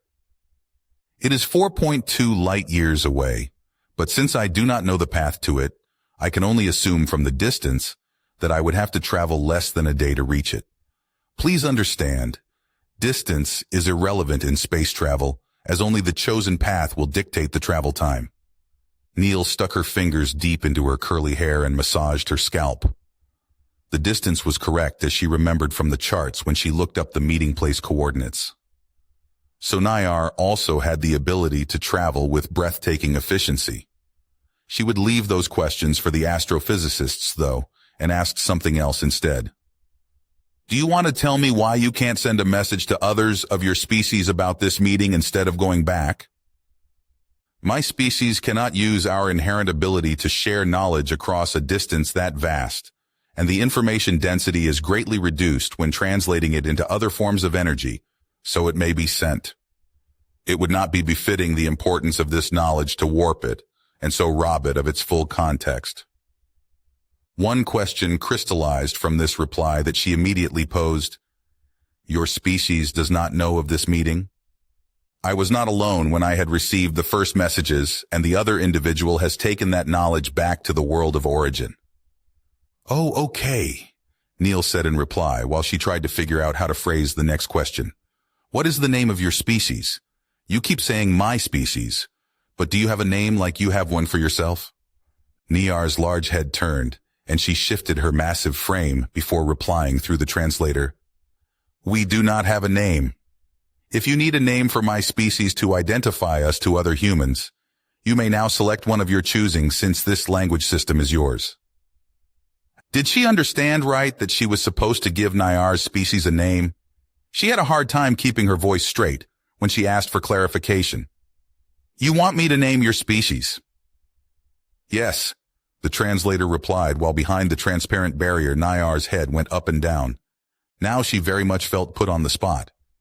In official documents, they had been named after the system where their first signals had been received, a numerical designation. For a moment, she pondered if it would be best that she should just come up with a new word. But then she remembered that she didn't need to do that. "What do you think of Initorii?" It's the name of a fictional race of beings that were in the process of cataloging all of the galaxy. They appear in a short story where they come upon humans and are utterly baffled by them, as we are too chaotic and unpredictable to properly categorize. They remind me of you because they also have a vast amount of collective knowledge and are eager to learn while always traveling the galaxy. Also, Their way of working machines with telekinesis is similar to how you do it. In their appearance, they are smaller than humans, but they are gray, and they might be immortal. Sam's emotions connected to the word she had chosen were pleasant and warm, making it immediately apparent that it was indeed a good choice, though there was a tint of embarrassment that swung with her words. "This is a wonderful choice, then, and I thank you for so carefully selecting the word. I would like to know the source of your embarrassment in connection with the fictional species you have described." Now she was properly flustered, it seemed, and it took a moment before Sam explained that she herself had been the author of that story, and she wasn't sure if it was reasonable for her to use a word that she had made up. "This has not changed my opinion, and I am happy to accept us to be known after a creation of yours. Please tell me if there is anything else you would like to know before my departure." There was a tang of anxiety when Sam replied that she had many questions, but did not want to be the cause of further delay. But she did ask what Niar's plans were after the meeting had ended. "I will adapt my ship to the optimal path that will lead me back to the world of origin, which I will reach in 25 days. There, I will travel to synchronize with as many as possible to spread the memories of this meeting. You must expect other individuals of my species to visit this location in 25 more days, wanting to further engage in meetings to learn more about humans. I hope you will be as well returning, as you are the sole human individual my species knows." Sam expressed that she would make sure the meeting location would not be left empty, and that the humans were as eager to continue relations as the Inatari. It was clear that she was holding back more questions. "So this is it then for now?" When the translator spoke, it did sound a bit wistful, but maybe that was Neil's imagination once again.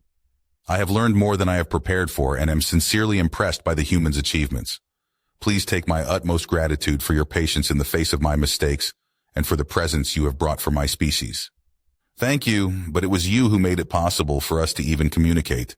I am very happy that we could set the groundwork for a relationship between our species. Let me also express my thanks for accommodating me on board of your beautiful ship." As she was talking, she had stepped up to the barrier until her face was nearly touching it. Only from this close could she see all of Niar, a view she had not gotten used to. Without thinking, she set her hand against the transparent material, as if that would let her feel the reality of what her eyes took in. The nervousness from the very beginning seemed to come back when she added, "On a personal note, I think you are incredible, Niar, and I can't properly express how fascinating the Inatorian abilities are that you have shown me." Niar moved forward against the barrier as well, making her sizable presence very noticeable. Surprisingly, she then raised one of the 4 smaller arms and extended it to lightly touch the point where Neil was resting her hand with a single finger that smoothly narrowed down to a point that was twice as large as her palm. For a moment she held her breath. Had Niar not only noticed, but also understood her intention? That would be once again quite embarrassing for Neil. But quickly, she pushed those thoughts aside and used this moment to study Niar as she was closer than she had ever been before. The size difference between that single hand and Neil was striking. She could easily imagine being scooped up by it, as there was probably enough space on the palm for her to sit. From this close, she could also see that the gray skin wasn't entirely featureless. There were several rings and lines where the surface structure seemed different. Neil pondered that those were areas that would extend or contract to make movement possible. It was also very non-human in other regards. The 3 fingers were the same length, and the hand itself looked symmetrical. It also wasn't clear if they even had bones inside, as the 2 retracted fingers were rolled in smoothly. Slowly, Neil stepped back. "Will I see you again?" "I will return once every individual on the Origin world has learned your name, Samantha Daniela Neil." Neil sat in the communication room of her ship, motionless. The larger and, frankly, much more impressive ship of Niar had long since left without a trace, and Neil had just come off the call with her contact. Half of her mind was still hung up on the exceptional experience of the last 2 days. The other half was reeling from the new information she had received through the call. She was supposed to lead a newly created interspecies knowledge exchange initiative, overseeing all future dealings and even coaching diplomats and scientists. In just 50 days, more Inatori would arrive, and she had no idea how numerous they would be. The only thing she did know, there were also a lot of human spaceships coming her way. The humans are exploring Earth's neighboring star systems, and while alien life is not rare, they have not found any intelligent beings until stumbling over an alien explorer in the outskirts of known space. By the terms of the unknown entity, a singular ambassador is sent to a first contact meeting. It quickly turns out that the alien species has little in common with humans, but in a sincere effort, Ambassador Samantha Neal and the Inatari explorer Niar and Hep try to learn about each other and create a foundation for an alliance. They work through misconceptions and language barriers to teach each other about the fundamentals of their technology level, biology, and culture. As Niar and Hep needed to return personally with her knowledge about the exchange, they parted ways with the plan to bring together more of their respective species for further meetings. Why did it take so long? Technical difficulties. The pressurization process was interrupted a few times, and we had to redo some checks. Thanks, Rory. Was it another fault with the station? Engineer Rory continued his work on the console beside the airlock door while replying, "Could have been a sensor feedback issue in the airlock chamber. I really shouldn't be surprised anymore. Will it be fine now? No sudden depressurization or anything?" "Yeah, it's fine. It's stabilized okay, no worries. Plus, you've got your suit." "I'd rather not need it. Anyway, please open the doors." "Sure. Good luck, Samantha." The airlock double door slid away, revealing a small chamber and a single sturdy outer door. The curly-haired woman wearing a compact all-purpose pressure suit entered the airlock and then stepped outside after cycling the doors. It was her second time seeing it, but she was still amazed how the alien ship was connected to the human-made docking tunnel. The metallic ring seamlessly joined the organic material the Inatori used to build their creations. She followed the well-lit corridor. The design was different to what she had encountered when she had made first contact with the Inatarian species nearly a month ago. Nair Ainth Hep had been the first and only individual Sam, and with her all of humankind, had met this far. The corridor had rounded walls with a fine ripple structure and a uniformly light gray color that had a slight pink hue.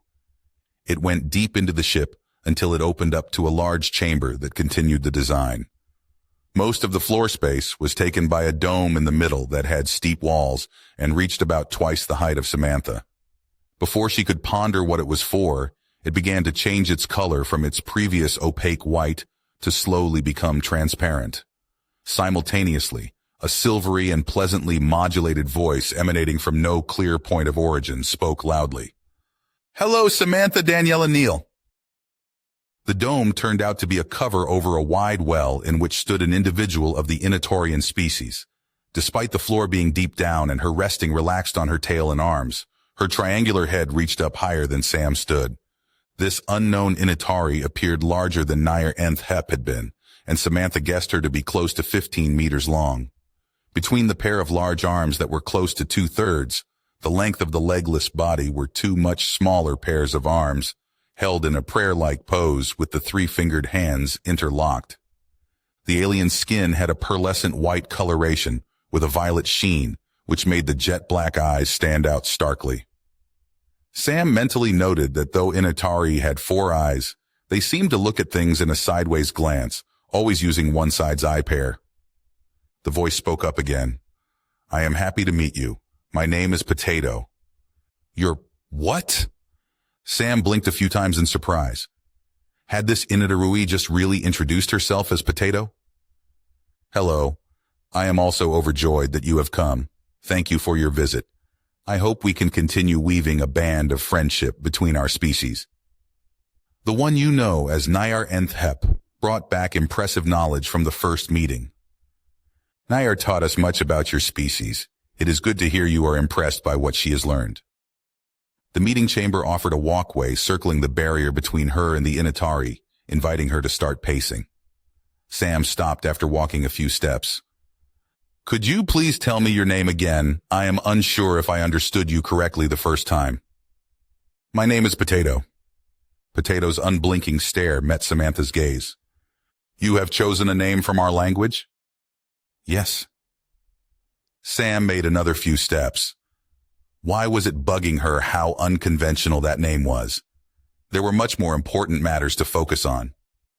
Then I'd like to say, hello, Potato. You can call me Sam if you want. She waited for a reply that didn't come and then skipped to the first question that burned on her tongue. Did Nayar share her experience of the first meeting with you? We synchronized our memories when we met 26 days ago. I know everything she has experienced up to that time. So you know all that we had talked about? Yes. Turning her head, Potato continued. I want to remark on the size of your new spaceship. It is exceptional. The voice came from everywhere in the room. Each time Potato spoke, Sam had to suppress the urge to look around. Thank you. We made it so it would offer space for many of us, and when we expand it, many in Atari as well. You can reshape this spaceship? Oh, not as you can, no. We made this... Sam stopped herself. Let me begin first by clarifying that this structure has no means to travel anywhere. It is a space station, and it is made from modular, prefabricated parts that were brought here by a special transportation system. We are not done building the station, and will add more modules in the future, like special-built compartments big enough for you to move in. That is how we will expand it. Potato shifted forwards. The pearlescent effect of her skin gave her movement an entrancing effect. Your space station is unfinished? Are you safe there? The unexpected question made Sam pause. She had never thought about the circumstances under which one of these organic Inatorian spaceships was built. As they seemed to have no other protection in space besides their ships, they probably didn't build them there and could only leave a safe environment once they were finished building it. I am. The station has everything necessary to provide a safe living space.